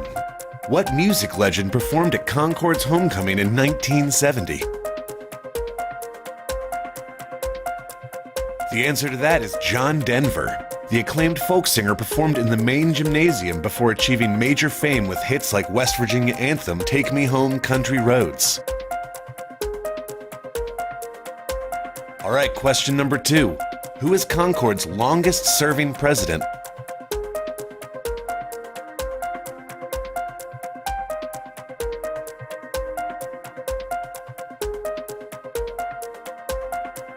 The answer is President Emeritus Jerry Beasley. Serving from 1985 to 2008, Beasley led Concord through significant growth, including expanded academic programs and campus development. And our third question for this round, how many bells are in the Marsh Memorial Carillon?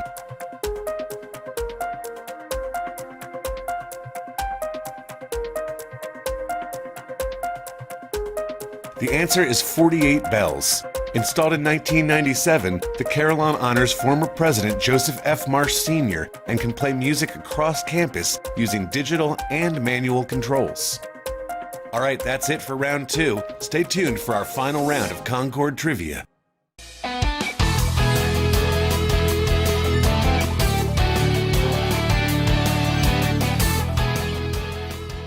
At Concord, athletics brings us together. It's about spirit, teamwork, and of course, scoring big.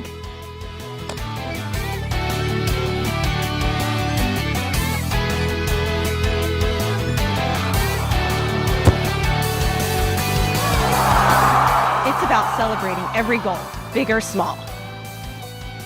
To our students, every pitch counts.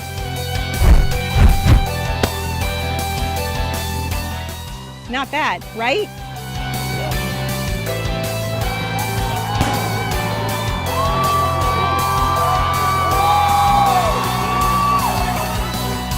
And most of all, it's about showing up and having fun together. Because that's what it means to be a mountain lion. Go long!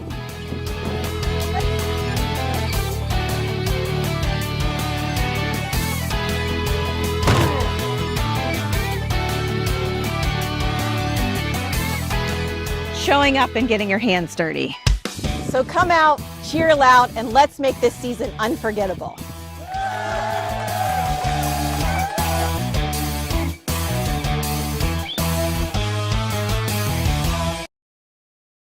On around the MEC here in football, there's been some good games happening today. Definitely with the top leaders here, like we were talking about, with Frostburg and Charleston. As we know right now, Charleston is actually tied 21-21 with West Liberty University going into the half, and with Frostburg State, they're tied 10-10 with West Virginia State. West Virginia State kind of sitting there right underneath Frostburg and Charleston, really trying to make a play here to get in the MEC playoffs. And same with Wheeling University, kind of at the lower half of the MEC. They're having a great day against Glenville State with a 28-7 affair. And that is all for MEC scores around the league. Around college football in general today, WVU is currently beating Colorado 19-16. Georgia Bulldogs are beating Mississippi State 38-7. Indiana is beating Penn State 20-10. That's a really good game. Ohio and Purdue. Purdue is beating Ohio State 3-0 right now in the second quarter with 14 minutes remaining. Well, you never know. Purdue could do it. That is definitely some good scores from around the league. It's been a great day for football all around. From D1 down to D2, we've had some good games going across. It's definitely that BYU and Texas Tech game, too, having big implications for the Big 12 and the playoffs in general. Yep. Marshall is currently trailing James Madison University 28-12 in the third quarter with 4 minutes remaining. James Madison is actually, they've been making a big name for themselves after making the jump up to D1. There's some talks about them maybe even getting us some playoffs, winning out the conference and, getting ranked and earning a spot there in the top. Yes, sir. That is another part of the halftime from MLTV. I am Nathan Trout with Ashton Spangler, and we will be right back after this break.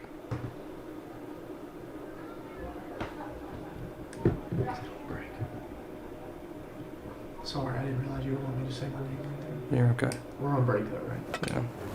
My mom just texted. You guys are doing really good. Cool. 68% of drivers involved in fatal collisions had alcohol in their system. I thought about some halftime stats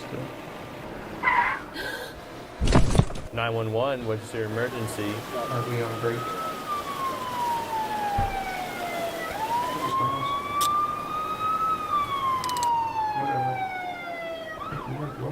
Don't drive under the influence.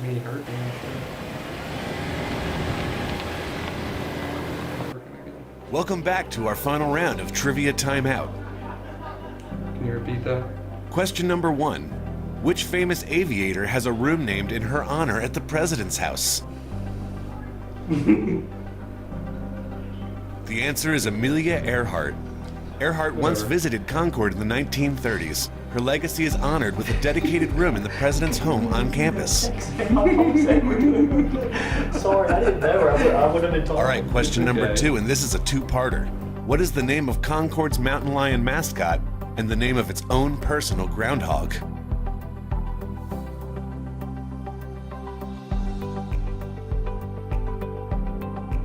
The answer is Roar and Charlie. Roar is the official Concord mascot, bringing energy and school spirit to campus events and athletics, while Charlie is Concord's weather-predicting groundhog, who makes his annual appearance every February. And our final question for Trivia Timeout: who was Concord's first female president?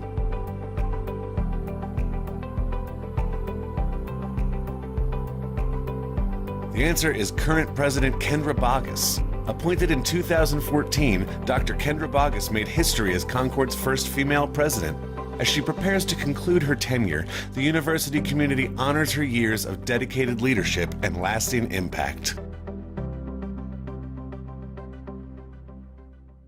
Over the last 5 years, 23% of the state of West Virginia's total vehicle fatalities were alcohol related.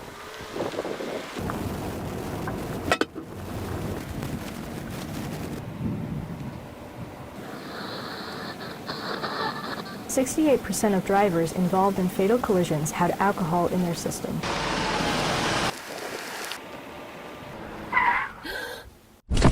"911, what's your emergency?"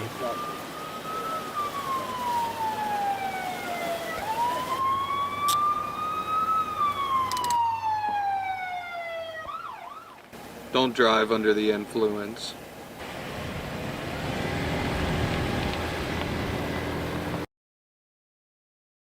There's also been having a good season with our men's soccer team earning the 2 seed in the MEC playoffs.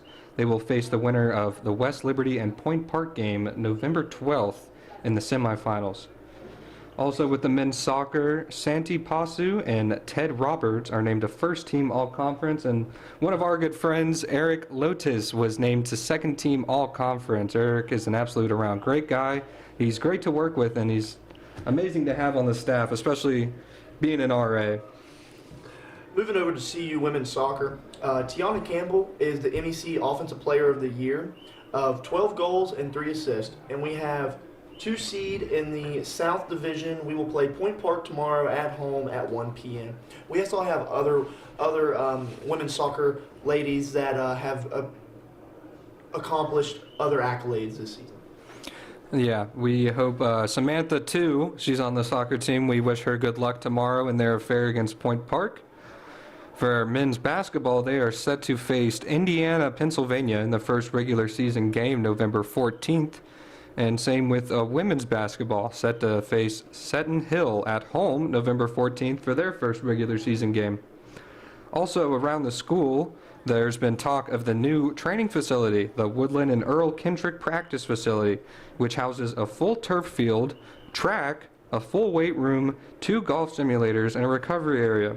It took over what used to be the Concord swimming pool, which was host to the Concord Sea Lions, the swimming team.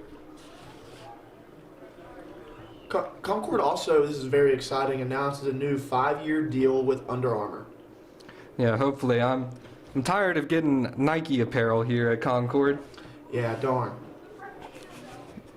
It's been a great game so far here in the first half with a 14-7 affair between Fairmont and Concord. It's been a great game. There's only about 1:20 here left in the halftime as both teams head back to their sideline. Hopefully, we can get some charisma between both teams here and really see an electric game for the second half. Without a doubt, Concord is setting to receive the ball here for the second half. And just to name a couple of halftime stats, Mizell's been 11 of 16 on his passes for 161 yards with a touchdown. He had a long of 35. Both quarterbacks have only been sacked once. For Concord rushing, it's been Lucky Dowdy taking a majority of the load. He's only had around 16 net yards, but he's definitely been putting his head through the defenders. And Curtis Clark with 24 rushing yards today, averaging 12 per carry. He's only had 2 carries today. And then a receiving half, it's mainly been Moore and Concepcion. Moore has 4 receptions for 81 yards, averaging around 23. And Concepcion with 3 receptions for 25 yards. The one receiving touchdown coming from senior Rodney Mike, number 23. He had 1 reception for 33 yards, and it was that touchdown play. For Fairmont, it's been Marzullo, who's been 13 of 20 on his completions with an interception. He has 163 yards through the air and a touchdown, kind of similar to what Mizell's been putting up, minus the interception. And for Fairmont rushing, it's been all Farrow with 13 attempts. He has 90 rushing yards on the day. He's been averaging around 6.9 yards per carry, which he ranks 4th nationally for in that category. He also got in the end zone, making it his 12th touchdown of the season. For receiving for Fairmont, it's been all Driscoll. He has 3 receptions, 42 yards, and a touchdown. And that big reception we saw him come up with when that one-on-one opportunity. Yep. Lining up to kick here is the Falcons. The kicker, number 30, a good buddy of mine, Connor Mollahan, used to come here to Concord University, was a great guy, great all-around athlete. He is the starting kickoff kicker for the Falcons. Back deep to receive. So number 22, Israel Rhodes, number 15, Curtis Clark. Israel Rhodes gets the catch. He catches a seam and is brought down at around the 25, 27-yard line. As we get set to start the second half here. Hopefully they had some halftime adjustments going in, looking to stop Farrow. They have been doing a good affair of stopping him, but he's still putting up good rushing yards on the ground. Here comes the Concord offense out on the field, led by Tyler Mizell, number 9. Concord offense will take up at the 27-yard line. Concord will start at the 27. The 1st and 10. They're coming out into a 10 personnel set, 2 wideouts each side, motioning. 3 to the field side. Handoff.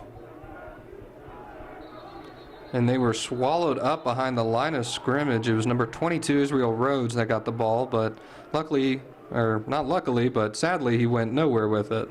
On the stop was number 56, Big Nemo Roberts. Like we said, it's all about finding Nemo up there on that defensive line. And right there, he hid behind the coral.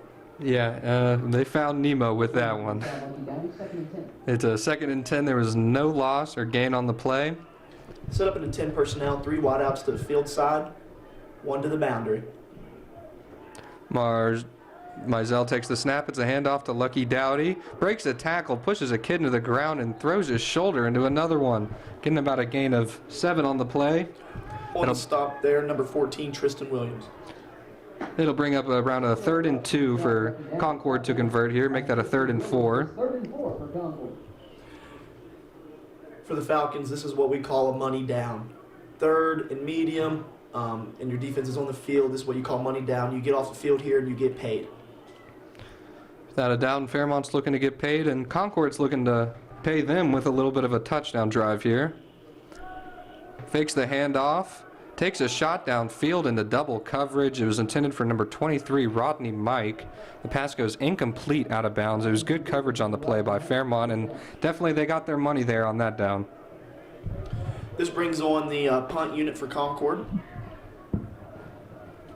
As we've seen before, Zach Moyer can and will flip this field. Hopefully we can get a good punt by him and make Fairmont work for some yards here.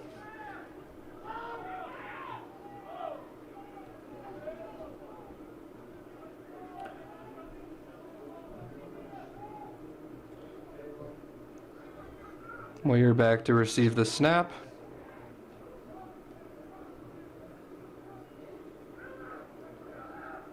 His punt is off. It's going to the right side, and it'll go out of bounds around the 35-yard line. See where there's a little bit of pushing and shoving there, and a flag on the play after.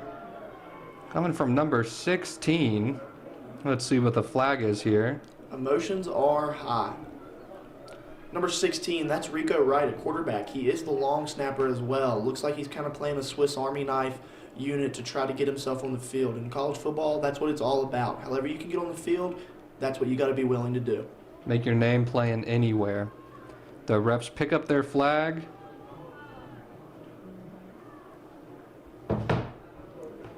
and it'll...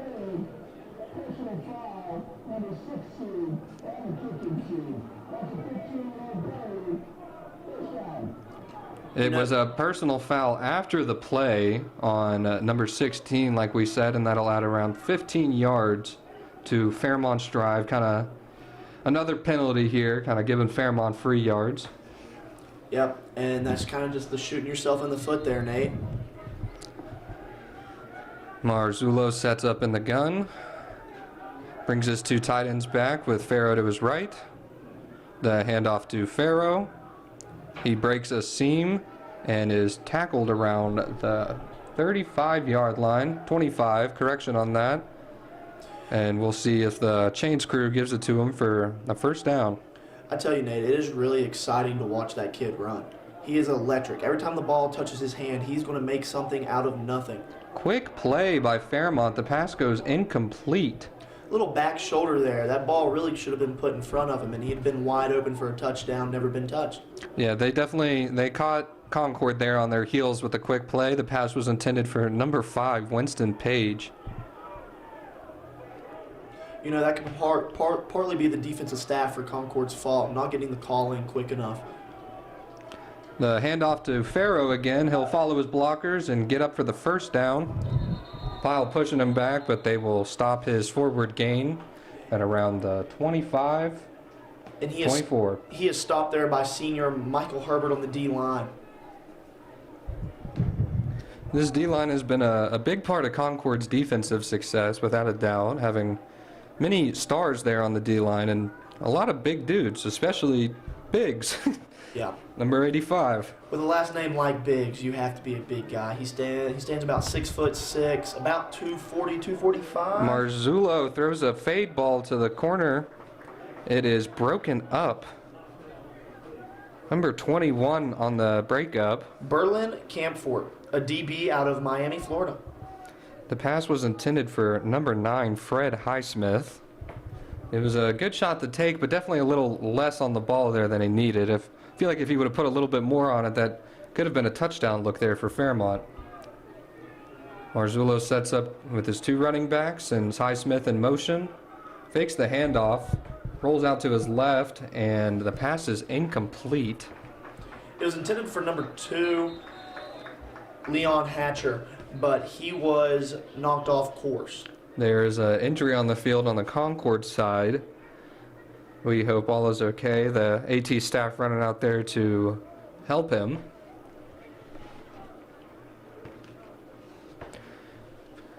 You are watching Mountain Lion Television as the Concord Mountain Lion football team. We will take a timeout here for this injury timeout. It's not just Concord's esteemed history of higher education excellence. It's not just Concord's 125-acre campus beautiful, nestled in West Virginia's rolling hills. It's not just Concord's wide variety of academic and artistic opportunities tailored to almost any career path. It's not just Concord's compassionate team of instructors, administrators, and staff dedicated to your success. So what is it that makes Concord University so great? Well, that's easy. It's you. Start your journey today at concord.edu. It's not just Concord's esteemed history of higher education excellence. It's not just Concord's 125-acre campus beautiful, nestled in West Virginia's rolling hills. It's not just Concord's wide variety of academic and artistic opportunities tailored to almost any career path. It's not just Concord's compassionate team of instructors, administrators, and staff dedicated to your success. So what is it that makes Concord University so great? Well, that's easy. It's you. Start your journey today at concord.edu. Is still down on the field after we've looked. It's number 99, Ethan Rennells, that is still down. A shout out to the AT staff here, especially Lauren Korecki. She works with the basketball team, and you know, she's a great person to be around. Definitely getting out here and putting her job to the test. Team gathers around, hoping Ethan to get up soon. He's been on the field for a while, and he is finally able to get up with the help of the AT staff. And it looks like he is able to walk off the field under his own will. It gets hot here in Athens, up here on top of the hill, but being on a field covered with turf, it gets about 10 times hotter. Yeah, I can attest to that. It looks as if he is suffering from an ankle injury as trainer Lauren and James help him walk off the field. Well, that's the hardest part about playing the line is, getting your ankles. Football is a game, Nate. It's not about if you're going to get hurt, it's when. I was told that at a young age, and it rings true. Definitely. Ethan able to get off the sideline. Marzullo takes the snap, takes a shot. Bobbled up by number 9, Highsmith. Nehemiah Scott had a chance to get his hands on it there, but it just kind of flows past him. He had some other receivers open, but looking to get Highsmith another shot to the end zone. It's a good play there by Fairmont, but I don't believe the best decision there by Marzullo. Marzullo is a young quarterback. Typically, when given a play call and you have first, second, and third reads, you will typically, a young quarterback will get locked onto his first read and may not be experienced enough to look off to the next. Richardson with a 40-yard attempt. He got definitely the height on it, and it is no good. It's the hardest part about football is always seeing if the ball goes through the uprights or not. There's something where our brains make it perceive that it always goes through, but clearly not there for Emmanuel Richardson. A key tip, Nate, stare at the uprights, find the yellow, keep your eye on the yellow, and see if it's broken by the ball. That is 2 missed field goals by Richardson today. He still keeps his extra point streak alive, but that will put him at 6 of 9 on the season for field goal attempts. His longest being 41, so it was definitely in his range, and he definitely got the oomph on it that you needed, but it just didn't have the right trajectory there for Richardson. It'll be a turnover on downs for Fairmont, and Concord will bring the offense back out.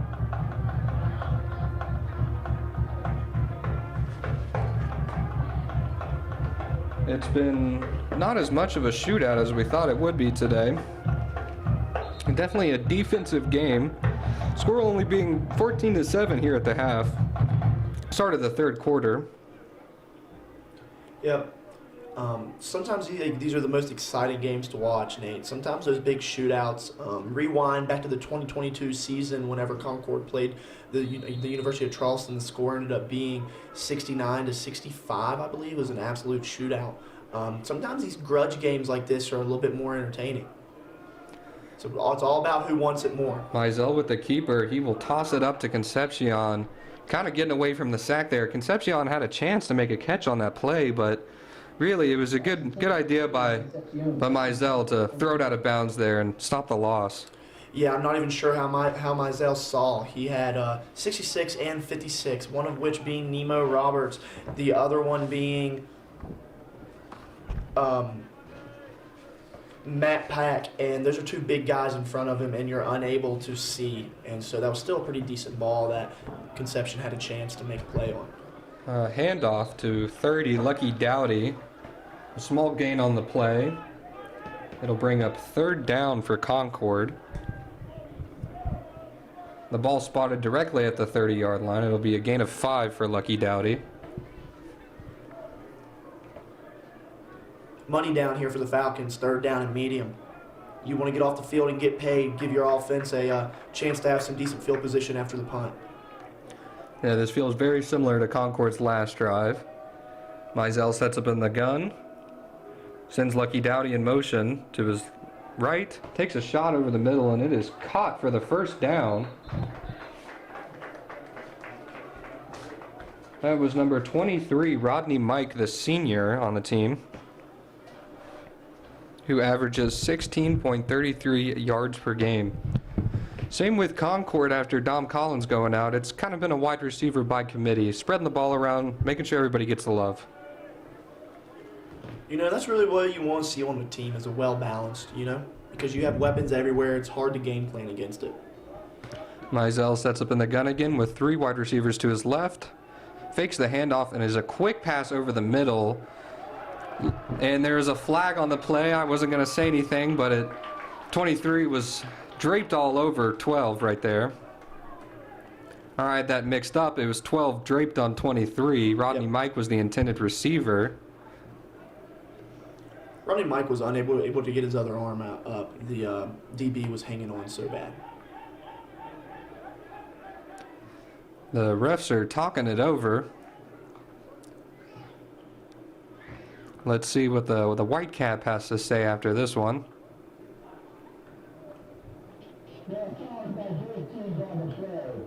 Offensive pass interference number 11. Defensive pass interference number 12. The players were offset. Replay second down. So it was a pass interference on offense and defense, which will make offsetting penalties. I don't know where the offensive pass interference came from, but that'll reset the down and give Concord another shot here. Concord comes out in 11 personnel here. Mizell sets up with Lucky Dowdy to his left. Two wide receivers to his left and one to the top.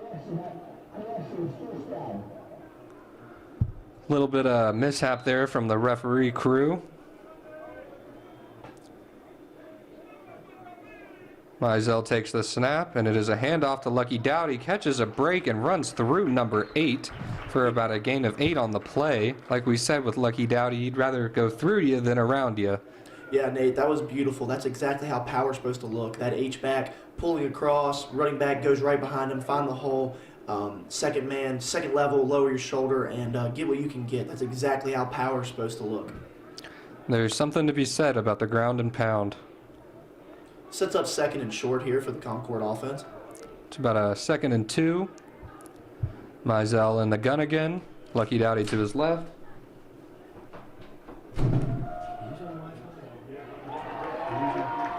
I'm on Wi-Fi. It was a great gain on the play by number 30, Lucky Dowdy, as he absolutely shoots out of a cannon there. That'll set them up at around the 30-yard line.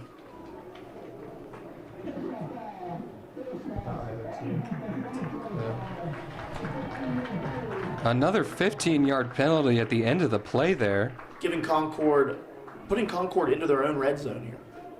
Or into the Falcons' red zone, sorry. Well, like we said earlier, Concord is 56% on their red zone when scoring a touchdown. Let's see if they can finish here, Nate. Yeah, and tie up this game here in the third quarter with 10 minutes left to play.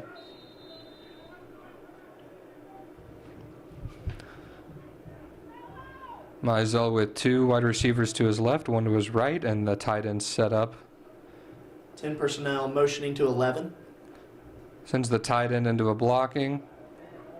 Gives the handoff to Lucky Dowdy, and he is swallowed up there at the line of scrimmage. That was a broken play there, Nate. The ball was snapped and nobody moved at first. I saw that too, Ash, and it was weird. It was almost like there was a delay on both teams.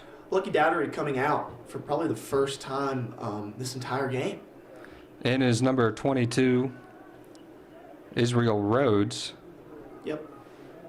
The junior from Greer, South Carolina.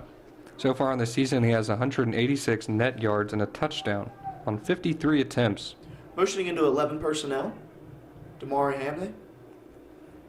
Mizell takes the snap, fakes the handoff, takes a shot to the end zone, caught by Quay Moore as he inbounds, and they're signaling him out. It was a close one there, but I'm not sure I agree with that call there, Nate. In college football, you only need 1 foot down in bounds, and I believe he had that there. We did see the turf kick up there on the maroon, not in the white, so it's definitely a close call to make there for the refs. I believe if we had replays here in the MEC and the Division II football, that would be overturned. Mm-hmm. If I was the head coach, I would risk my challenge flag on that. We're in 10 personnel, three wide receivers to the boundary. Mizell sets up in the gun again with Israel Rhodes back with him. Mizell looking to pass. Takes another shot to the left side again. Quay Moore. The pass is broken up. The fans are livid here. They're looking for that pass interference call. He shoved him 2 hands straight to the chest and shoved him out of bounds. He did. The big thing looking for pass interference is if he's playing the ball or playing the player. Definitely hear it here from the fans. They are not happy with the past 2 calls here from the refs. Yeah, that DB never looked back to even see where the ball was and then blatantly shoved him. I'm with the fans on that one. I believe that was a pass interference call. Concord will bring out the kicking unit, Kenyon Boyer. It is around a 35-yard try here for Boyer. Leave his stats alone, Nate. I was about to pull him up, but I'm not going to touch him, Ashton. The kick is up. It's got the distance. And the kick is good. That's what happens when we don't call out their stats. It was a great drive there from Concord University. Not being able to tie up the game, but get a little bit closer with the field goal. You are watching Concord football on Mountain Lion Television. At Concord University, the Student Athlete Advisory Committee gives athletes more than a voice, it gives them influence. SAC helps shape the student-athlete experience, connecting teams with athletic staff and turning their ideas into action. From organizing service projects to strengthening school spirit, SAC makes sure Concord's athletes are heard, involved, and leading the way for what's next. Student-athletes shaping Concord, one idea at a time.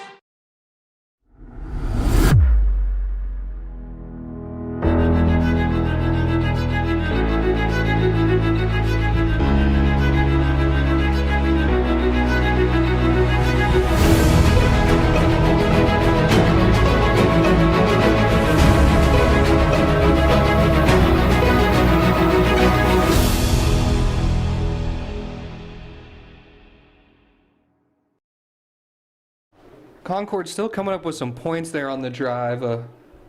Fans here are very livid about those past two calls. There's not much we can say about it. It's up into the refs' hands, but we can definitely hear the fans giving the refs everything they have for that one. You know, Nate, that really is the name of the game. Refs are humans as well. They're going to make mistakes just like the rest of us, and we just have to keep moving on and not let it completely change the trajectory of the game. With Fairmont running the ball a lot, you'd think that they would be dominating time of possession here, but Concord actually has 21 minutes and 37 seconds with the football to Fairmont State's 14 minutes and 26 seconds. It's really been a defensive game here, especially from the opening drive. We haven't seen many scores. This has been the first score since the first quarter, coming here at 8:57 in the third quarter. You know, Nate, that time of possession and then if you look at the scoreboard and see that the Falcons are winning, that just goes to show what we commented on earlier about Concord's ability to finish. You know, getting down in the red zone as we saw, whether that be due to their own problems or whether that be to the refs. It was a low kick there on the kickoff. Number 7 caught the ball. His helmet comes off after the play. That's Jolin Outston. He's a big guy. He was running very, very, very hot right there. And almost a clothesline tackle was made. There is a flag on the play. It appears to be holding on the kicking team, or the receiving team, which will bring them back. Fairmont will set up at around the 33-yard line. Chain gang having a little bit of problems here. And that'll bring them back. Fairmont will start on the 22-yard line. It's a 10-yard spot of the foul penalty.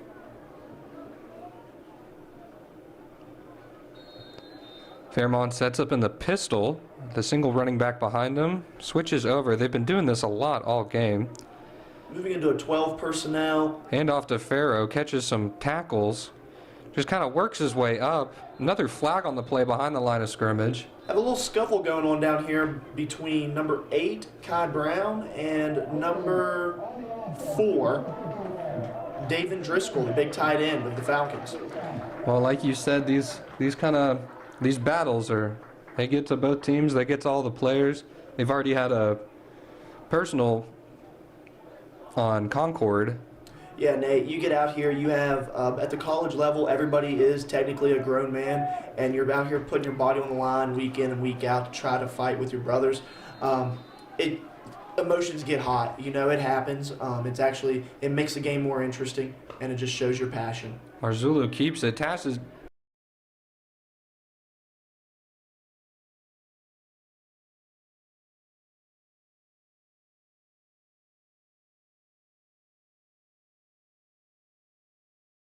words for the other after that play. Yeah. You know, but that is just the name of the game, you know. You may get in a scuffle, and then you may lose the next rep, but you have to keep your head on straight, go back and win the next one. It is about 2nd and 9 here for Fairmont. Marzullo keeps the ball and is swallowed up behind the line of scrimmage on the play. By number 34, Dallas Ford. It was a great play there by the Concord defense. It looked like a little read option there, and Marzullo just made the wrong read. It is 3rd and 9. There was no gain or loss on the play. The Falcons coming out in an empty set. I would not be surprised if they motioned into a 10 personnel. Nope. Drops back, quick pass to Farrow. Absolutely driven by number 21 on the play. Berlin Campfort laid the absolute wood there. Campfort has been having a pretty good game today, and you know, that was a big old hit by him there. Without a doubt, he laid Farrow straight on his back. That'll bring us 4th down. Farrow is definitely feeling that one. Over there on the sideline, I can see him from here. He's hanging his head. He's letting that one soak in. That was a great open field tackle by Campfort. Yeah, that's textbook. Head to the face mask to the numbers. That was as textbook as it gets.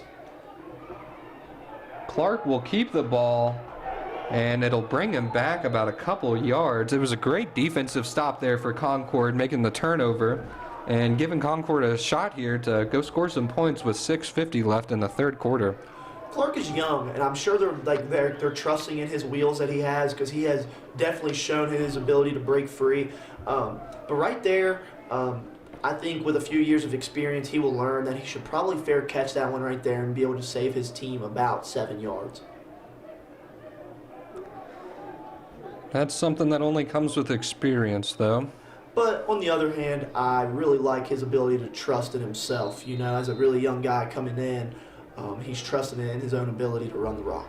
Yeah, he's broken them off before, too, with a 92-yard kick return coming against Wesleyan. There again is that 22, Israel Rhodes, with a good run on the play, about a gain of 9 on the play. He runs like he hates the ground. Those are the best kinds of running backs. That'll bring up 2nd and 2 for Concord here, looking to convert the 1st down. Fairmont only has 4 more first downs than Concord this game, and Concord has 2 more rushing attempts than them at 22-20. Mizell with Rhodes directly behind him, sets up in the pistol, gives the handoff to Rhodes again, catches a block, gets a seam, and he's got some space. He breaks another tackle. He's into the 20.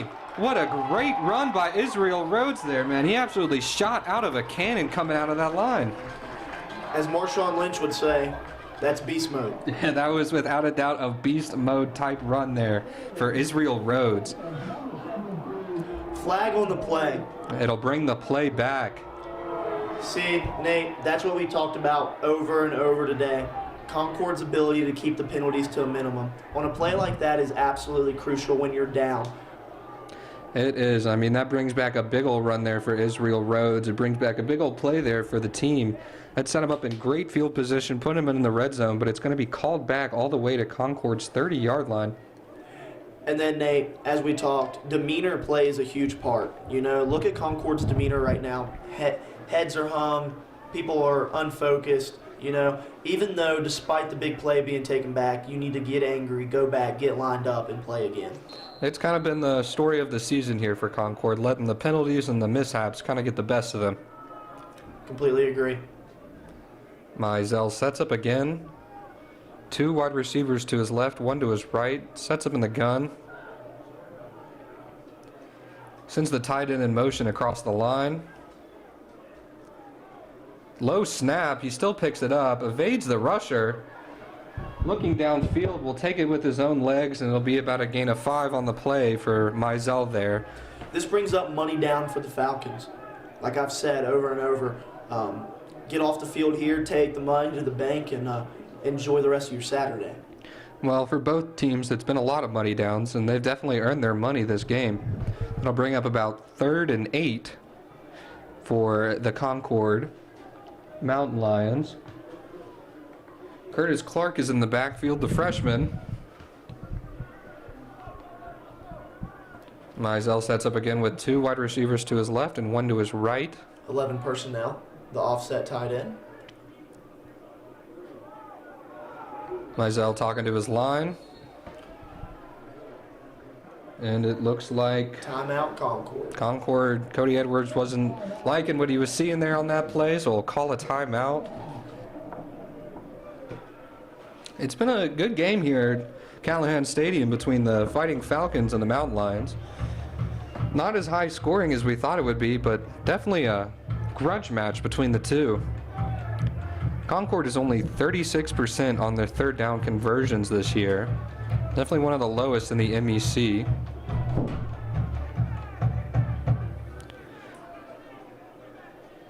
Faro has gone over the 100 rushing yard mark for the game, sitting at 102 rushing yards, adding another good game on his record season so far. That'll bring him up to 1,400 rushing yards on the season. You know, the hype around school this week, Nate, was that he was going to rush for 250 yards. Not saying that he couldn't. There's still a lot of ball game left, but really shutting down the run on him a little bit really opens up for Mizzou to increase his passing game. As you've seen here, it's kind of been reception by committee. Concord comes back out. It is still 3rd and 8. Set up in the same formation they were last time. Clark still in the backfield.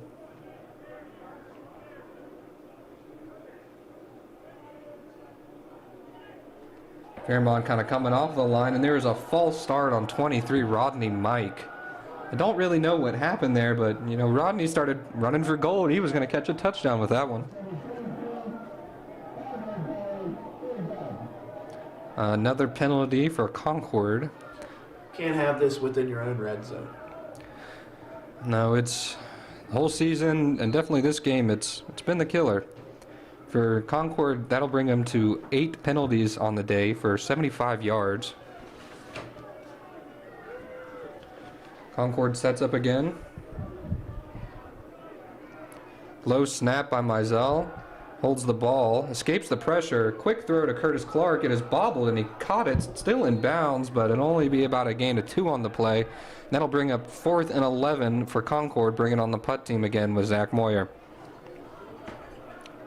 It's really been a battle of the defenses here, and this showing between two MEC rivals. This drive was a great example of how bad a penalty can change the trajectory of the game.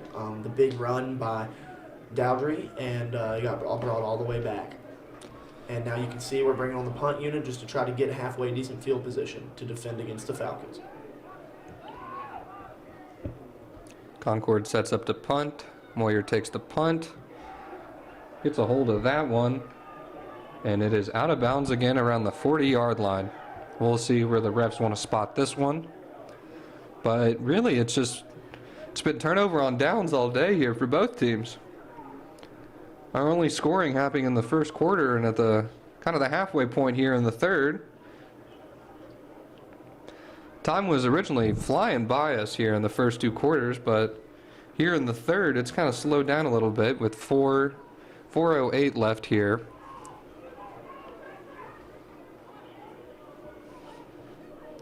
Fairmont sets up with 2 wide receivers and a 2 tight end set. 12 personnel here for the Falcons. The handoff to Faro. So he rushes forward, tries to break a towel, keeps going. The lineman gets a hold of him and just drags him forward for a more gain on the yards. I'll say it again, Nate. It is absolutely electric watching him run. Both of his ankles were tied up right there, and he was sitting there jumping rope trying to get out of it. His lineman, like you said, came up and grabbed him by them shoulder pads and picked him up out of the mud and said, "Here, buddy, keep moving." Yeah, it was about a gain of 6 on the play. Another handoff to Faro. If it ain't broke, don't fix it, but Concord's trying to break it. And there is Xavier Ellison, number 3, in the backfield to meet Faro and put him down. Another tackle for loss on the season for Ellison.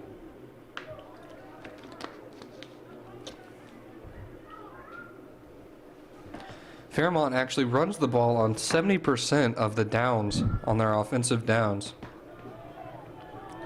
Winston Page set up at the bottom of your screen.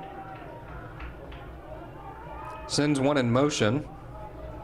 Marzullo takes the snap. Quick pass to 80. Caught, nearly caught by the defense, and he will run out of bounds at around 35-yard line, maybe the 34. It was That was close to being a good play for the defense there, but somehow number 80 just got a hand on it and hauled it in. Number 25, Kemp, was nearly there. He had the break on the ball. Had he been just a millisecond quicker, he would have had that interception or at least a PBU. Yeah, if he caught that one, we would have seen him take it all the way back. It was nothing but green grass in front of him. Send another one in motion. Marzullo keeps the ball. He runs up straight up the middle. Nobody in the middle. Almost a horse collar tackle there, but Marzullo will fall into the end zone for a Fairmont touchdown. I will not lie, Nate, that play action had me looking at the running back. I was like, why is the running back jogging with the ball right now? And then I see Marzullo running up. Marzullo pretty much untouched heading into the end zone right there at the end. I mean, whole middle of the field was open. Richardson will come on and attempt the extra point. There's a great drive there by Fairmont. A great way to answer to Concord. I'm sure that one will come up on film this week. And they will identify who busted the play, who had a blown assignment, and hopefully they won't make the same error again. There's a great scoring drive by Fairmont. You are watching Concord football on Mountain Lion Television. It's time to make a real impact in your community. At Concord University, our social work programs prepare you to empower individuals and create meaningful change.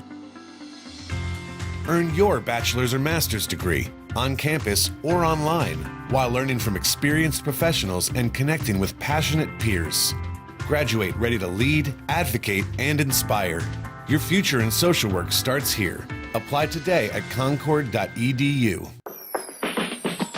At Concord University, the Student Athlete Advisory Committee gives athletes more than a voice, it gives them influence. SAC helps shape the student-athlete experience, connecting teams with athletic staff and turning their ideas into action. From organizing service projects to strengthening school spirit, SAC makes sure Concord's athletes are heard, involved, and leading the way for what's next.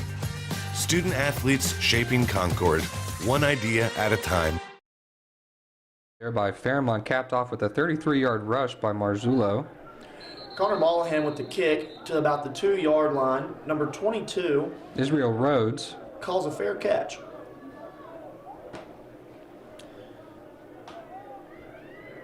Concord looking to strike back here. You can definitely feel it around the stadium. That touchdown kind of sucked the life out of this place a little bit.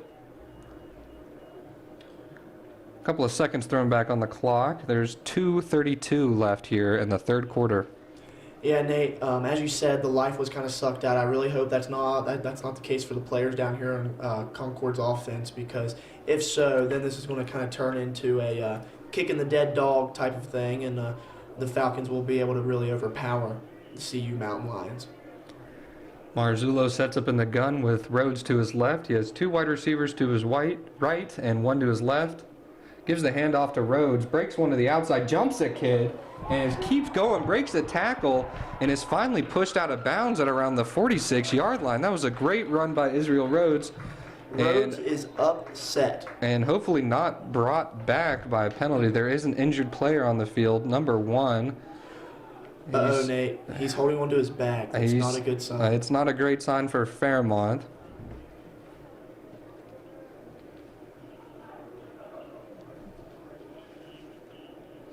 It was a great run there by Rhodes.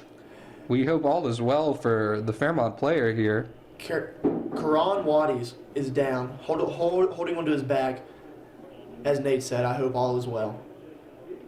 Yeah, it's never good to watch a player go down, and especially the way he did.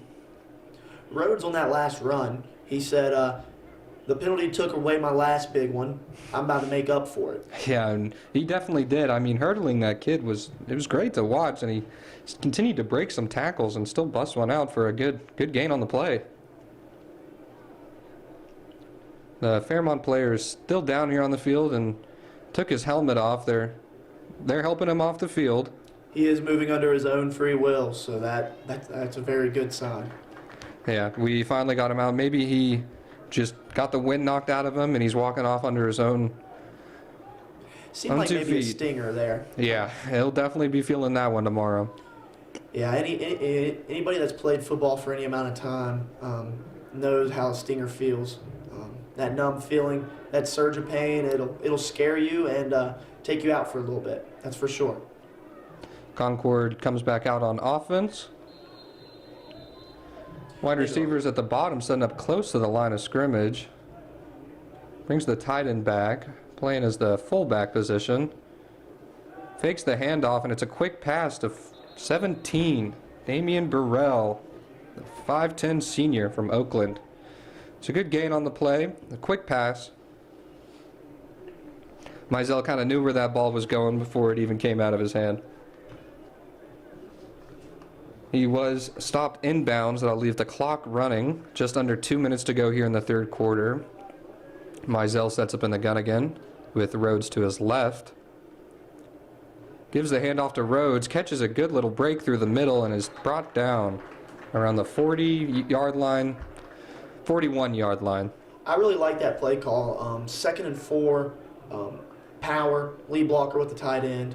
That was beautifully executed, got the first down. Yeah, it was a great play by Concord there. They're marching down the field here looking to strike back against Fairmont before going into the fourth.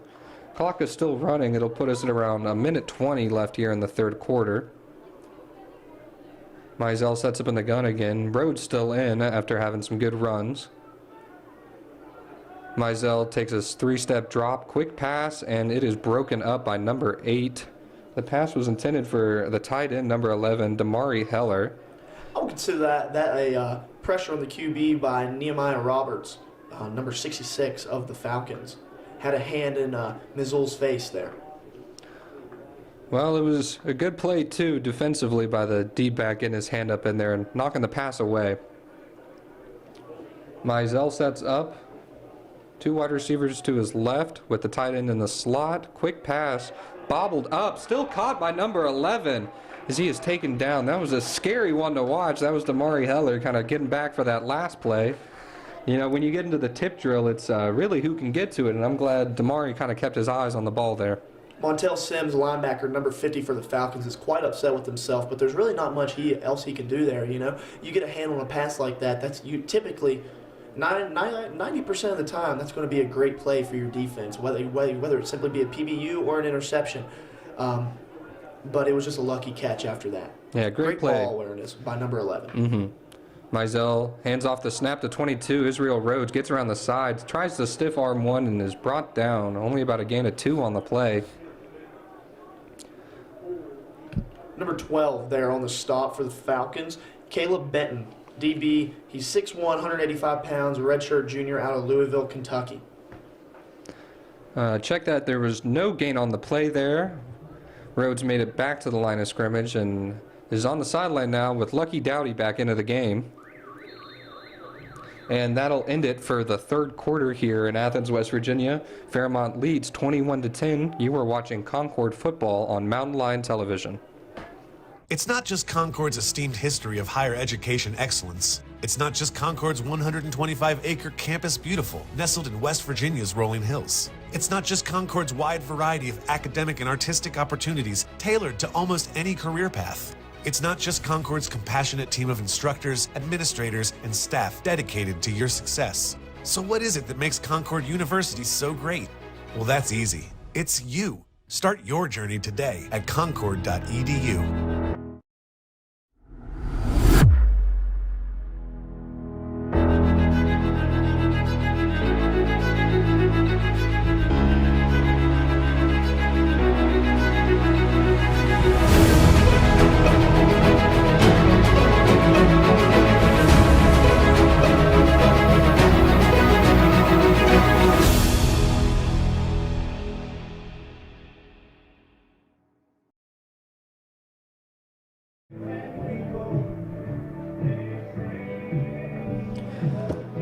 Welcome back to the start of the fourth quarter here in Athens, West Virginia.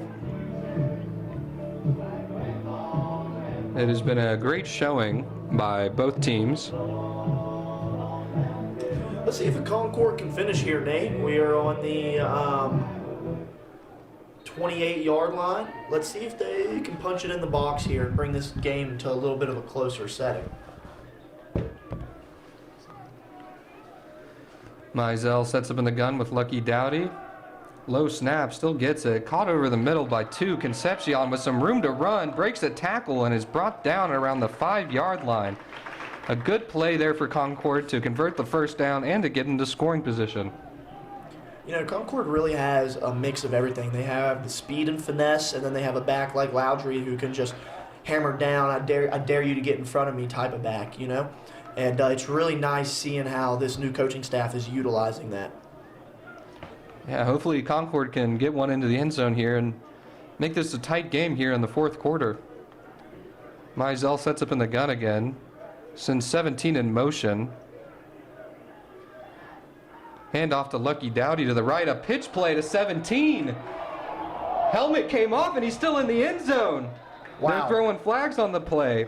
That was a pitch play to Damian Burrell. I like that play call a lot, pulling out a little bit of trickery there. I'd say that'd have to be a face mask, right? Yeah, I think they would have to let that touchdown stand. I mean, getting your helmet pulled off and still pushing through to the touchdown. I believe, correct me if I'm wrong, but I believe play is dead once the helmet is off.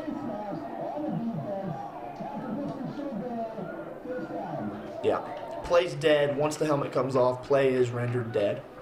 Well, there we go. That's something I didn't know, and maybe the viewers didn't know either. It helps playing a few years of college football. That'll put Concord at around the 1-yard line, maybe the 2.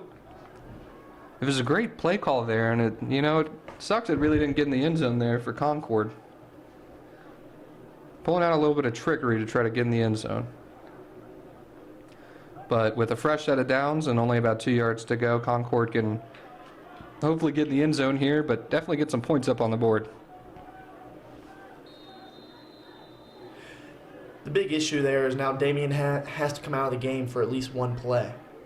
Hand off to Lucky Dowdy up the middle. Good stop, still up. Way to stay on your feet. I would have liked to see the O-line get behind him and shove him a little bit there instead of standing and watching. Yeah, Dowdy kind of ran into 3 Fairmont players there, but was still pushed forward. No gain on the play, but it's better than a loss on the play there. Here's where it's really going to show if Concord can finish. It's only second down. We still have 3 more downs to get a yard and a half. And I definitely say this is 4th down territory for Coach Edwards. Mizell, fade ball to the end zone, almost intercepted out of the fingertips. You know, the fade ball is actually kind of fallen out of love here in the end zone. And for good reason, only about 30% of them get caught for touchdowns. Caleb Bitton will be seeing that ball in his dreams tonight, I guarantee it. Great PBU, but I'm sure he would have loved to come away with the interception there. It was close. It was in his hands, just couldn't hold on to it. I'm sure his coach will replay that on the film, but still be thankful that he did not give up the touchdown. Concord sets up. Definitely looking to run the ball here. Dowdy gets in for the touchdown. Yep. Concord able to finish off the scoring drive here with a 2-yard rush from Lucky Dowdy. That'll bring it to 16-21. And Boyer coming on for the extra point. That brings the game within 1 score. I'll give it to a great showing from the Falcons defense right there to go 3 plays in a row on the 1-yard line. And even though they gave up the touchdown, that is still a great showing of some heart down there on the goal line. The extra point is good from Boyer. We were a little worried that Concord were hang their heads and really not try to punch it in, but they punched it in. You are watching Concord football on Mountain Lion Television. It's time to make a real impact in your community. At Concord University, our social work programs prepare you to empower individuals and create meaningful change. Earn your bachelor's or master's degree on campus or online while learning from experienced professionals and connecting with passionate peers. Graduate ready to lead, advocate, and inspire. Your future in social work starts here. Apply today at concord.edu. At Concord University, the Student Athlete Advisory Committee gives athletes more than a voice, it gives them influence. SAC helps shape the student-athlete experience, connecting teams with athletic staff and turning their ideas into action. From organizing service projects to strengthening school spirit, SAC makes sure Concord's athletes are heard, involved, and leading the way for what's next. Student-athletes shaping Concord, one idea at a time. 13-minute touchdown drive capped off by a Lucky Dowdy 2-yard rush for the touchdown. Definitely good for Concord to answer back here and bring it into a 4-point affair coming into the fourth quarter. It's been an absolute battle here today at Callahan Stadium, like we thought it was. Not as high as scoring, but definitely a grudge match, like Ashton said earlier.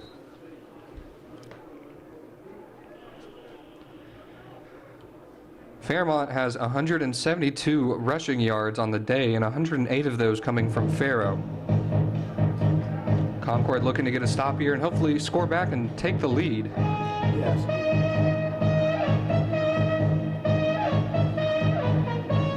Concord sets up for the kickoff.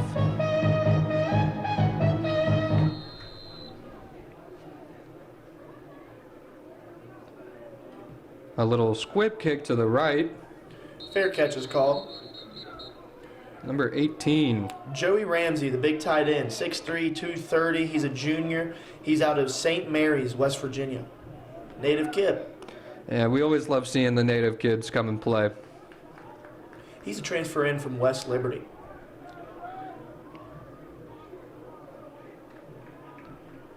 Concord looking to get a stop here and turn the ball back over for Fairmont.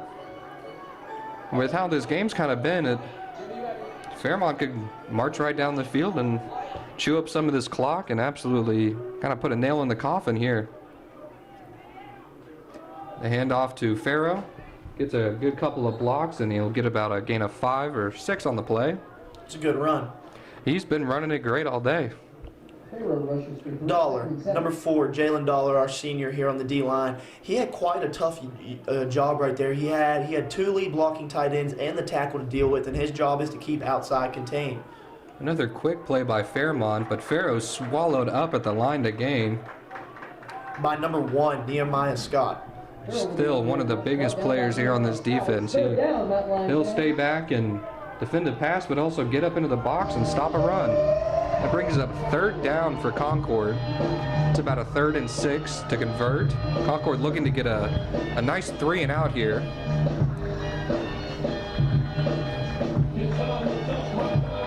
Once again, John Cena coming on to cheer on the fans and the players.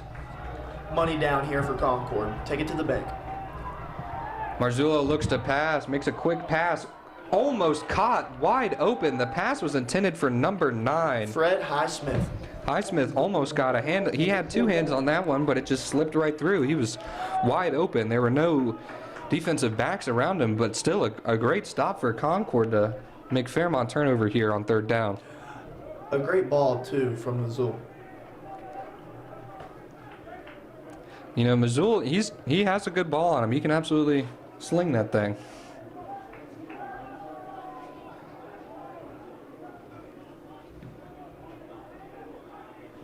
The punt is off. It's back. Curtis Clark gets his hand on it again and gets around to the edge. I'm not sure why, but he keeps letting that ball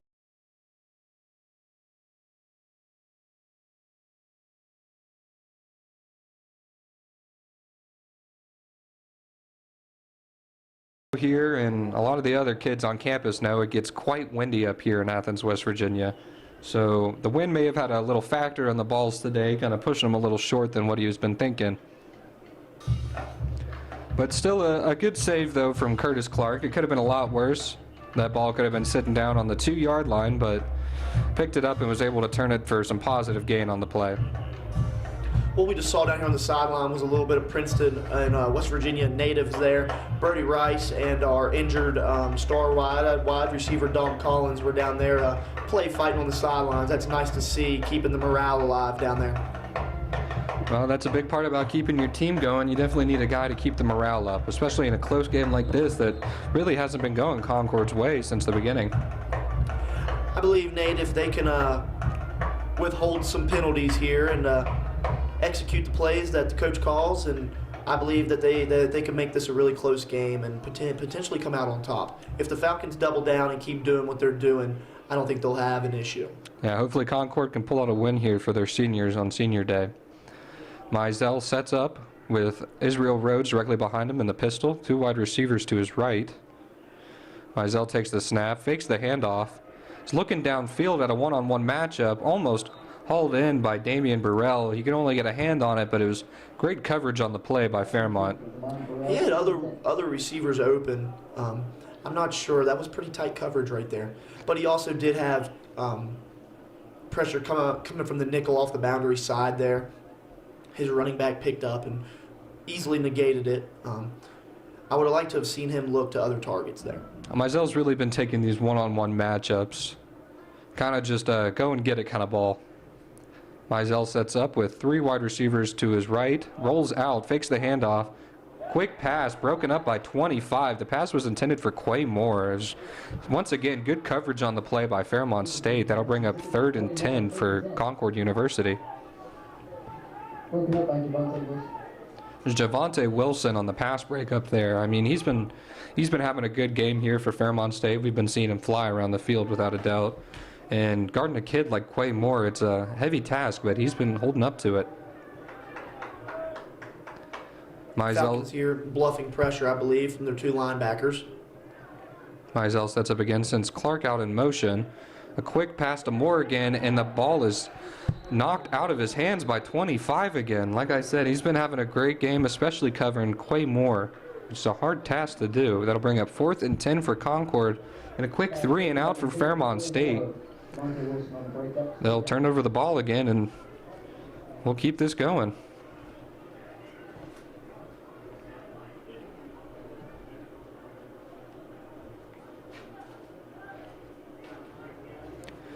It's been a pretty close affair for both teams, with Fairmont having 176 on the ground to Concord's 146. And same with the passing game. Concord has taken that advantage with 213 to Fairmont State's 195. The punt is off. It was a low punt, almost into the back of one of his blockers, and it is a fair catch at the 40-yard line. Pretty good field position here for Fairmont State. Concord's defense seems to be coming out with some good energy here, sprinting onto the field. Let's see what the Falcons have to answer with this. I mean, it's been a good defensive game here from both teams. Neither of them giving up really easy scores to the other team. It's been a bloodbath the whole time. Marzullo comes out. Looks like he has Farrow lined up to his left. 12 personnel, 2 tight ends in the backfield. Send the tight ends in motion, keeps the ball thrown over the top, intended for Driscoll. The ball was just overthrown him. He got a finger on it, but I don't know if he could have got much more on it. He was wide open. It could have gone for some yardage. There's nothing but green grass in front of him, but Marzullo just overthrew his target there a little bit. I'm sure their tight end coach will be pulling that up on film and point out that Driscoll may or may not have been running at full speed there. I would have liked to have seen him full speed and turned in looking for that ball, and I believe that would have been a touchdown easily. Oh, yeah. Nothing but green grass in front of him. Nobody around him. Marzullo with the handoff to number 2. Lay Hatcher. 5-yard rush for Lay Hatcher. 3rd and 5 coming up. Lay Hatcher has kind of been the second man here for Fairmont State's running game. Definitely picking up where Farrow, so we can get some time to rest a little bit. It's another 3rd down, about a 3rd and 5. A money down, as Ashton has been saying. And hopefully Concord can get their check. Pass to Burrell. The pass is stopped short. A good stop on 3rd down there. By number 34, Dallas Ford, and number 2, Michael Herbert, one of our senior D linemen who is now in the game. Driscoll got his hands on that one, but couldn't really get it past. Stopped short by the Concord defense. And it looks like Fairmont will stay on the field to try to attempt this 4th down. Maybe see if they can get him to jump off sides. This is a very big possession for both teams. Big fourth down here. Some whistles blow around the field. And one of the teams is taking a timeout. Looks as if we're having a personnel issue. Somebody may have came onto the field that was not supposed to be on there. Is that Fairmont's? Not completely sure here, Nate. Well, an absolute big 4th and 2 coming here from Fairmont State. Wonder if they're deciding if they still want to go for it or punt it away. I mean, a turnover here would put Concord in great field position starting on Fairmont's 49-yard line. I mean, usually you don't see people go for 4th downs here unless it's a need, but these past 4 possessions have been 3 and outs and punts. So Fairmont's trying to change the agenda on that one. They still come out looking to get the 4th down. Set up with their 2 tight ends, looking to block here on the right side. 12 personnel. Stadium getting a little loud here at Callahan. Motioning Driscoll. Keeps the handoff, breaks the tackle, and he's got space. Marzullo has the 1st down and more.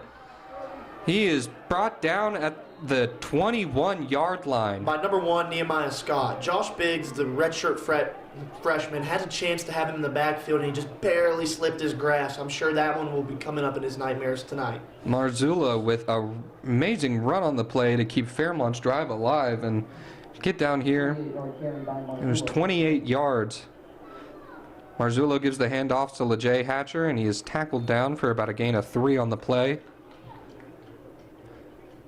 The crowd was getting loud here for that 4th down, but you could hear a pin drop in this audience right now, Ashton. Yeah. You know, I think the audience plays a huge role into it, you know. If they're up and they're energetic, the guys stay up and stay energetic, you know.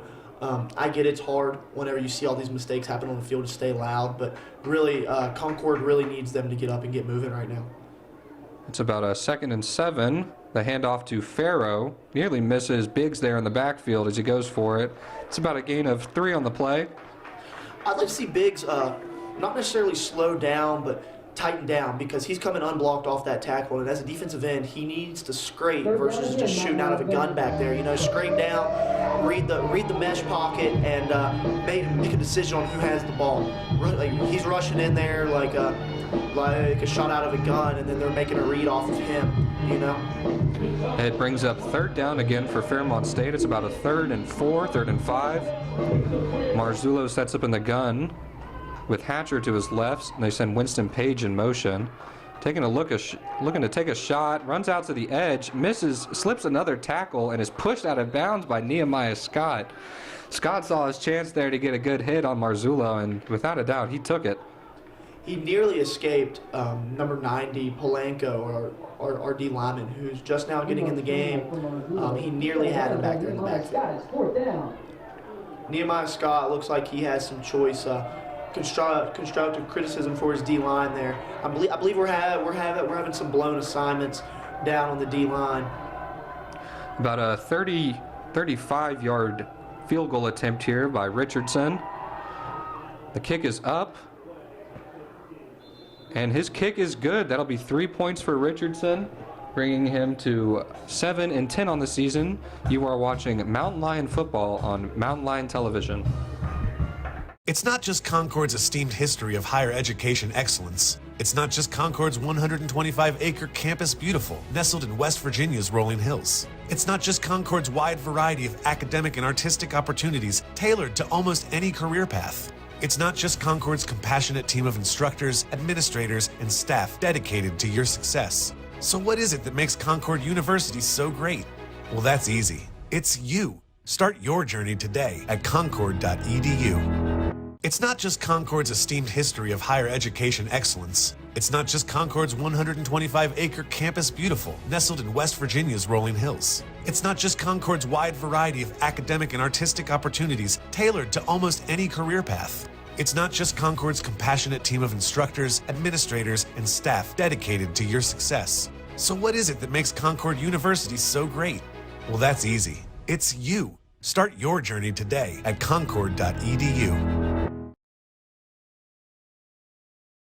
by a Richardson 37-yard field goal attempt, which he made good. Now we have Connor Mollahan lined up to kick for the Falcons, a good buddy of mine. We have somebody running on the field late for Concord. I figured that was going to be blown dead. Yeah, number 47 running onto the field late there. A little bit of confusion on the sideline. You know, one of the hardest things with special teams is getting everybody on the field for special teams. Whenever I played here, you had coaches designated to getting them huddled up pre-snap, getting them out there, get them lined up, make sure you count them off. And it's one of the hardest things because guys don't typically like playing special teams. You know, everybody has that mentality of, oh, I'm here to play linebacker, I'm here to play running back, that's all I want to do. And so they tend to have mental lapses whenever it comes to special teams. I know Coach Edwards will have a few choice words with number 47 there. He puts a big emphasis on special teams and defense here, as he told us in our interview. The kick is away, sailing out of the back of the end zone. An absolute boot on that one. Wow. It's the first one we've seen go out of the back of the end zone here. Maybe a little bit of wind help, as we've been talking about. Concord will set up at the 25-yard line and hopefully go down to score. And with the two-point conversion, that would tie up the game here. Fairmont leading by 8 points with 8:20 left in the fourth quarter. It's been an absolute great game, though, to watch here. That it has been. It hasn't gone Concord's way the entire time, but you know, the strides that this team has really made with this new coaching staff going 1-10 the past 2 seasons and being able to kind of turn this around, the team looks completely different. A lot more disciplined, even though despite all the penalties, they are a lot more uniform, a lot more disciplined. And I believe the recruiting class was just strives better than years prior. Mizell keeps the ball, hits a little spin cycle. The ball comes out. Fairmont says they got it. Yeah. It may have gone out of bounds, but as you know what gets with those dog piles, it's whoever comes up with it. The ref is digging through there. We'll see what the refs want to signal for this one. Concord's defense is making its way onto the field. And it is Fairmont State's ball after the turnover. As you can see, Concord is slow getting out there, which their defense was just on there for a very extended drive. So I'm sure they're tired, a little bit gassed, but now's not the time to let off the gas. I like Mizell a lot and his ability to keep running for yards, but man, there's some times where you just kind of got to tuck it and slide. Take what they'll give you. Mizell's had a couple of fumbles forced on him this season, all of them coming on running plays. The handoff to Farrow. Farrow will get some good room on it, maybe about a gain of 5 on the play.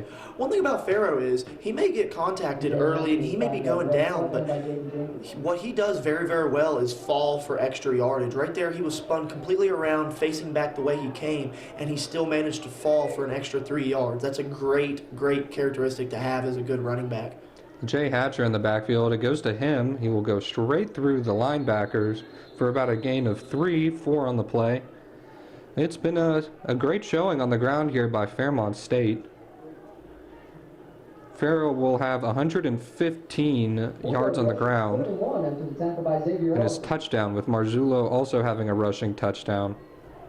That long for 33. It brings up 3rd and short here for Concord. Looking to get a good stop here, but as the play's been showing, they may just keep running this ball. A little crisscross into a 12 personnel set. Hand off to Hatcher. He gets some room, and that's a first down to gain for Fairmont State. Concord did not capitalize on their money down. Their bills might not get paid this month. They might have to take out a loan for this one. Fairmont, though, on offense, they've been looking like a well-oiled machine with this rushing game. They know they're going to run the ball on you, and they know they're going to do it well.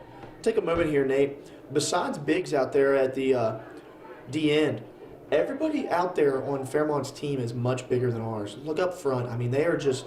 big hit. Big hit in the back, and another tackle for loss by number 1, Nehemiah Scott. Wow. Sorry to cut you off there, Ashton, No, that 100%. caught us both by surprise. It was a pass backwards. If that would have gotten out of his hands, that would have been a lateral, and the ball would have been live. But Still a big tackle for loss, about a tackle of loss for 10 on the play for Nehemiah Scott.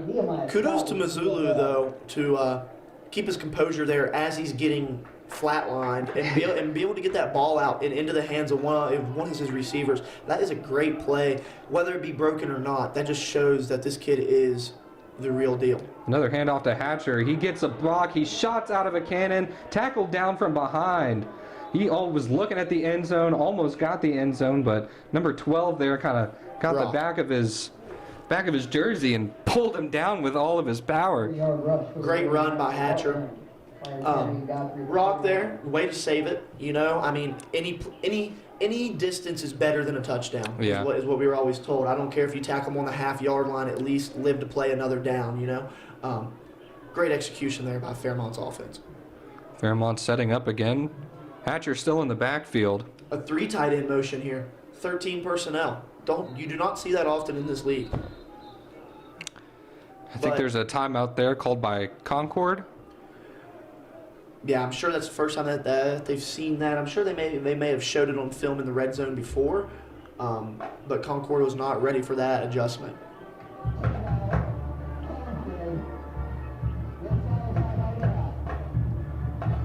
That was Concord's second timeout of the half, leaving both teams with only 1 timeout left here. There is 5:09 left to play in this fourth quarter, with Fairmont State knocking on Concord's door, looking to kind of put a nail in this coffin here at home. It's been an absolutely outstanding running game for Fairmont, as we all assumed would happen. Farrow, though, is having a great game through the air, completing 17 of 30 attempted passes for 198 yards.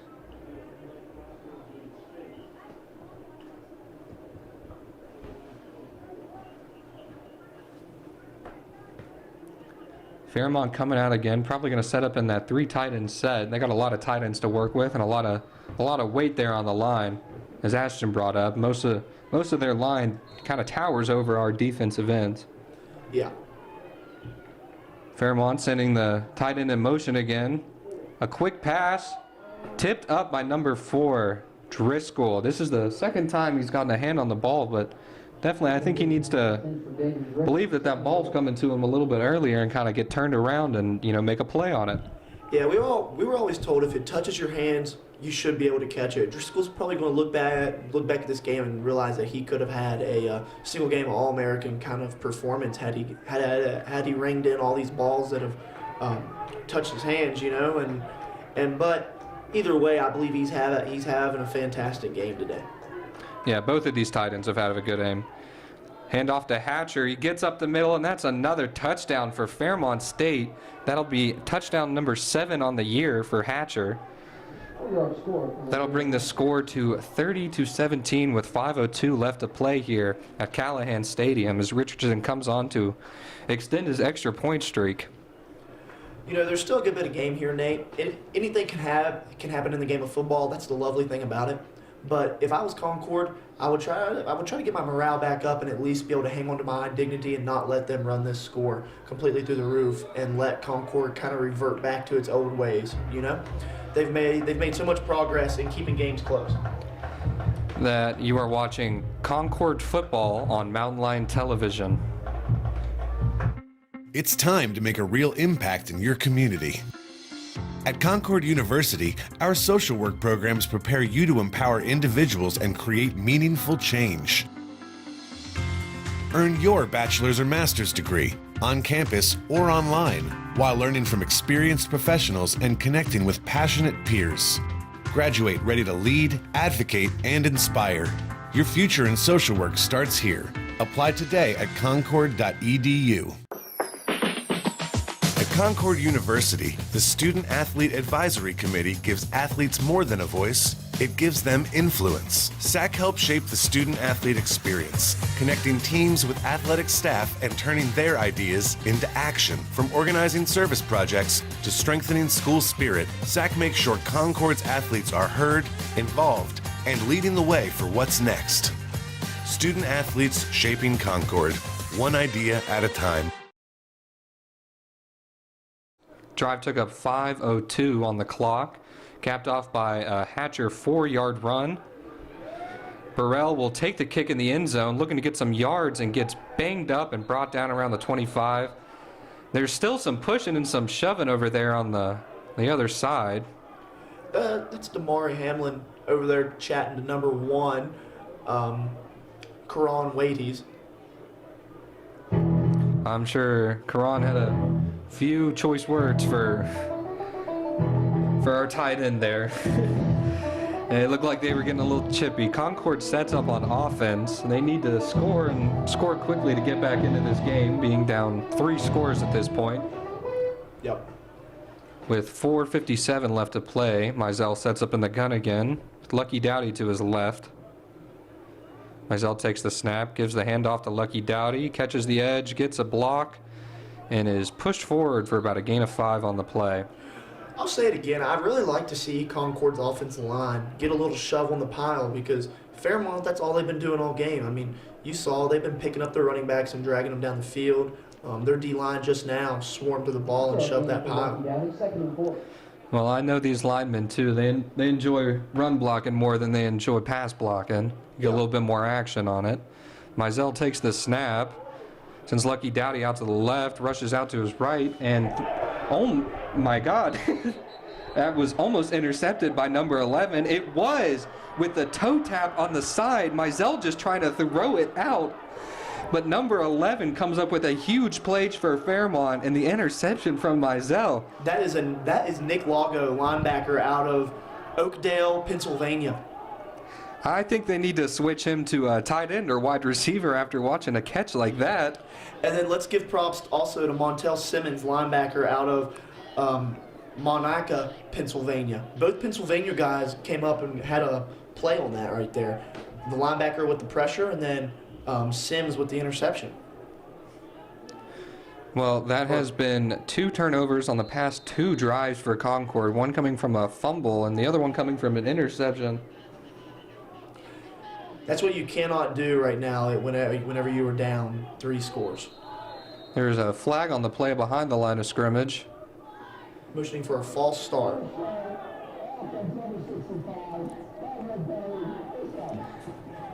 I'm still in shock about that catch from the linebacker. Yeah. That was extraordinary. I mean, you probably heard me on the mic. I was shocked. I still am. He has a future as a wide receiver after making a catch like that. Fairmont setting up, looking to just kind of run this clock out, get a couple of first downs. Marzullo gives the handoff to Farrow, who's swallowed up. Check that. That was Hatcher, who was still swallowed up for no gain on the play. And the clock runs. That'll bring us to 4 minutes here. Michael Herbert on the stop. Getting some cheers from the crowd from his parents here on senior day. Fairmont really stacking up the line here, kind of making it evident that they want to run this clock out, and they want to go home with a win. I mean, it's a long drive back up to Fairmont. Send Page in motion.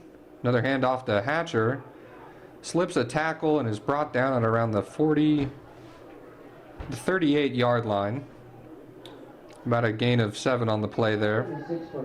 Brought down by Arterian Godfrey. It's 3rd and 9. Again, for him, he's falling forward after first contact. And if he's going down, he's stumbling and trembling, trying to get those extra few yards, and he is. Yeah, both of these running backs have had a great game for Fairmont here, and really showing why they're the top rushing offense here in the league. Due in part also to that offensive line that has kind of been moving the pile and making sure they get those extra yards to gain. Mass moves mass. They've got a bunch of big old boys up there. Highsmith in motion. Give it again to Hatcher. Another run up the middle, possibly for the first down. They'll see if they give him the line to gain.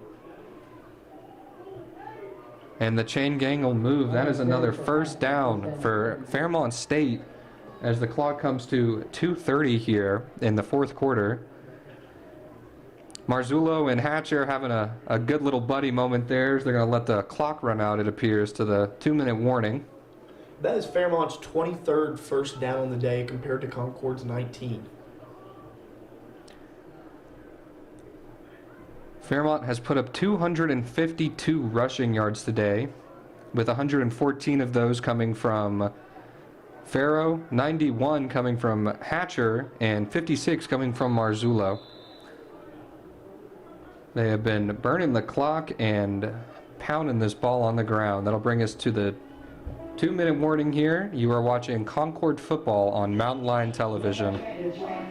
It's not just Concord's esteemed history of higher education excellence. It's not just Concord's 125-acre campus beautiful, nestled in West Virginia's rolling hills. It's not just Concord's wide variety of academic and artistic opportunities tailored to almost any career path. It's not just Concord's compassionate team of instructors, administrators, and staff dedicated to your success. So what is it that makes Concord University so great?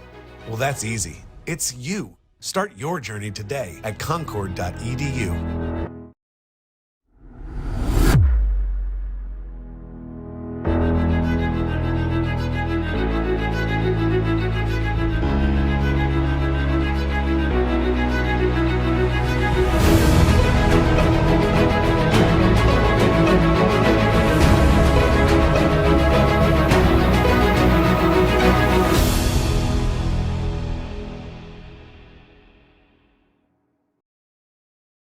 The first down to gain and is really just looking to run out the clock here. I mean, Concord is out of their timeouts, and Fairmont will get into the victory formation as Marzullo takes the knee. And it's been a great game from Marzullo, really having a great second season after that MEC Offensive Freshman of the Year campaign that he had last year. Marzullo's really showing that he kind of earned that title. He's been throwing some good balls, and the team's been rushing really well. They'll keep running the clock out.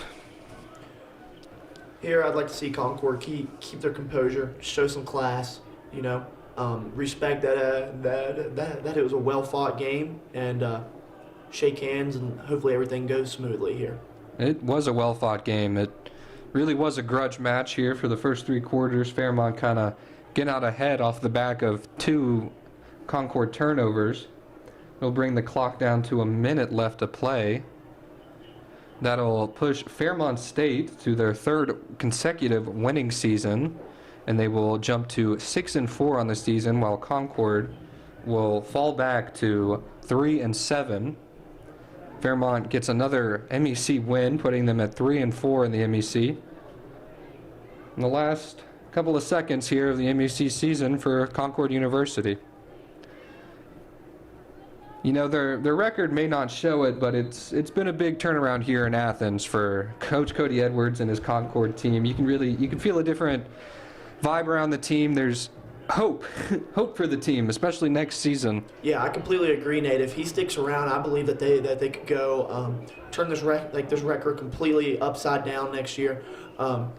Didn't necessarily expect it this year completely, because it's really hard to come into a program and build culture. Culture is something that's built through good habits, you know, good habits, good morals, and discipline. And so they're still in the process of learning that. I think you give him another good spring semester, another summer like he had this year, and then coming into the next fall, I think this could be a really, really, really good competitive football team. Without a doubt, they've been showing it this season, and hopefully they can show it some more next season. I've had a couple of chances to talk with Cody Edwards, and you know, he's a stand-up guy. He's really nice to talk to. He loves the town. He loves our little college here in Athens. You gotta love a guy that's willing to come here, uproot his entire family from such a beautiful place down in Eastern Carolina, and come here and make such a big sacrifice, get good coaches in here, and really devote all of his time to the Concord football team, you know, because before this, we didn't have a summer program. He fought for these boys to be able to come on campus over the summer, stay for weeks at a time, get them fed, get them trained, and have them out here really working, and you can really tell the improvement despite the record. Well, coming out here and practice too, and you know, practicing for our games here on Mountain Lion Television, and also getting ready for our game that was on WVVA, you could really see the time and effort that he puts into practice You can hear him too, without a doubt. I'm sure if I kept my windows open in the dorm, I could hear him across campus. He's got a great personality, and he's looking to bring some wins here to this Concord team. But without a doubt, a great win, though, for Fairmont State. Definitely showing that they really are one of the top rushing teams here in the conference, putting up 267 total rushing yards on the game compared to Concord's 163, out rushing them by over 100 yards, and Fairmont was averaging 6.8 rush per carry.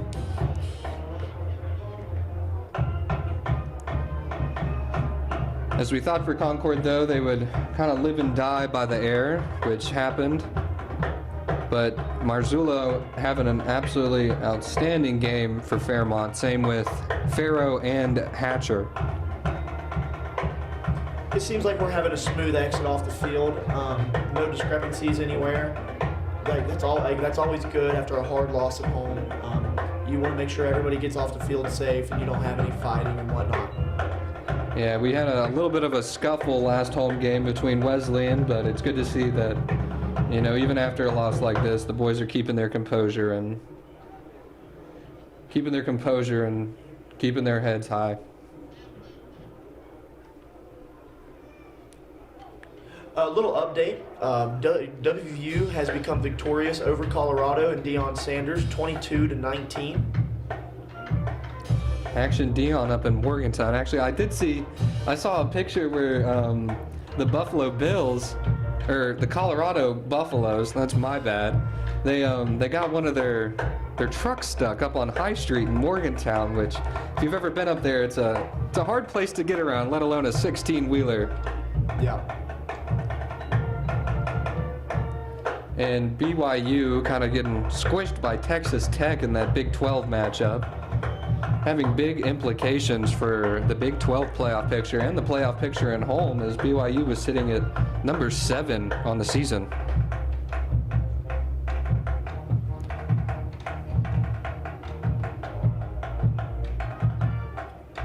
You can get a look down there, Nate. You can see Coach Tracy standing out on the sideline. He's not currently coaching for Concord anymore. He says he's retired, but I'm sure he'll be back at some time.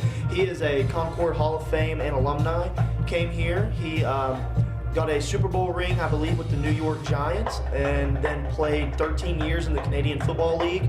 He is an asset, actually like a treasure to Concord University. Great guy, helps out with different teams around campus, and he's always a guy that you can go to and get any type of help you need. So just a little shout out to Coach Tracy down there.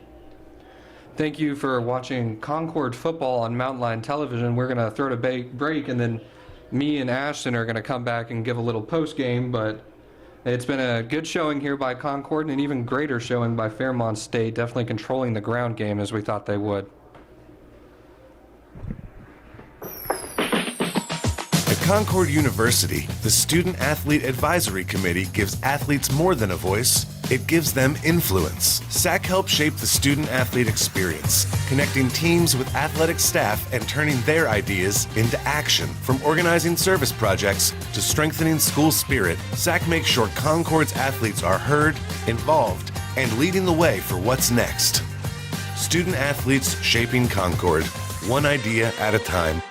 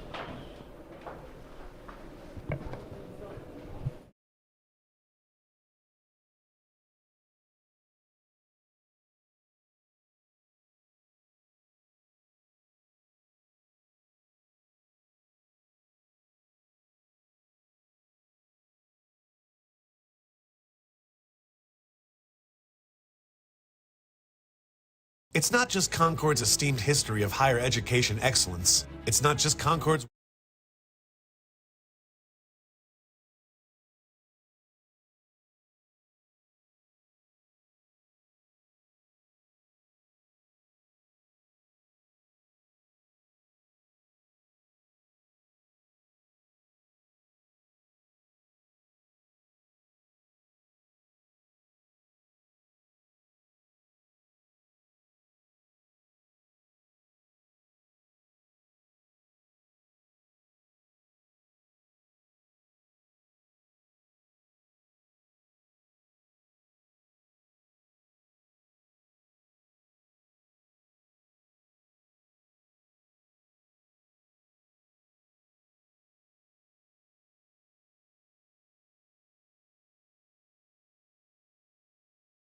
It wasn't a great game here for Concord, but it was still a great game all around, an absolute grudge match as we said it would be. Not as high as scoring, but definitely the star player being Farrow, as we thought, for Fairmont State, number 0. Yeah, I think on top of him, Hatcher had a great game. Mazzulu, he had a great game. Ground game was great. I was also kind of surprised to see them throw the ball a little bit too. Could have had a lot of good passes. Had one brought back. I really think they could have had about a 50-50 split game had they caught all their passes. And really for Concord, it was the turnovers that made them come up short there in the end. Not too good turnovers on those last 2 drives that kind of set Fairmont up to go and put this game in the end. I mean, it was a good game all around. Fairmont advances to 6-4 on the season as Concord falls to 3-7.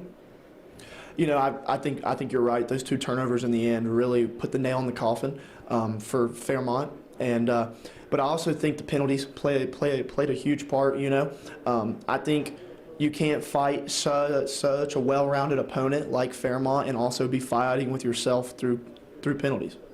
Yeah, the penalties have really been the big game changer here for Concord throughout this season.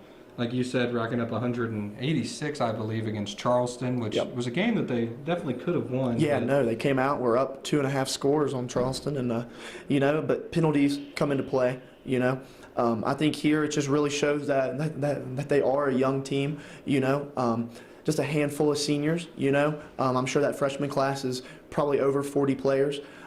First year for the coaching staff, like we talked about on air a minute ago, Nate, that coming in and trying to build culture is something that takes more than just a few months. You have to come in and implement good habits, implement a whole system in here, and that's something that comes with a year or two, Definitely with Cody Edwards, he's looking to change the culture here around Concord, especially with the football program. I mean, we haven't been too notable here in the past couple of seasons, but with Coach Cody Edwards under the helm, it's definitely looking up. There's hope around the campus, and we're really looking that Cody Edwards can keep this rolling and have a good second season next year. Yeah, I think the record this year definitely does not reflect the value of play that Concord is bringing to the MEC at this point. I think that next year we're going to see a record that does reflect the discipline, the morals, and the system implemented by Cody Edwards. Yeah, without a doubt. Well, it's been great to have you guys here on Mountain Lion Television. I'm Nathan Trout. I'm Ashton Spangler. And we hope you guys have a good evening and a great rest of your night. Thank you.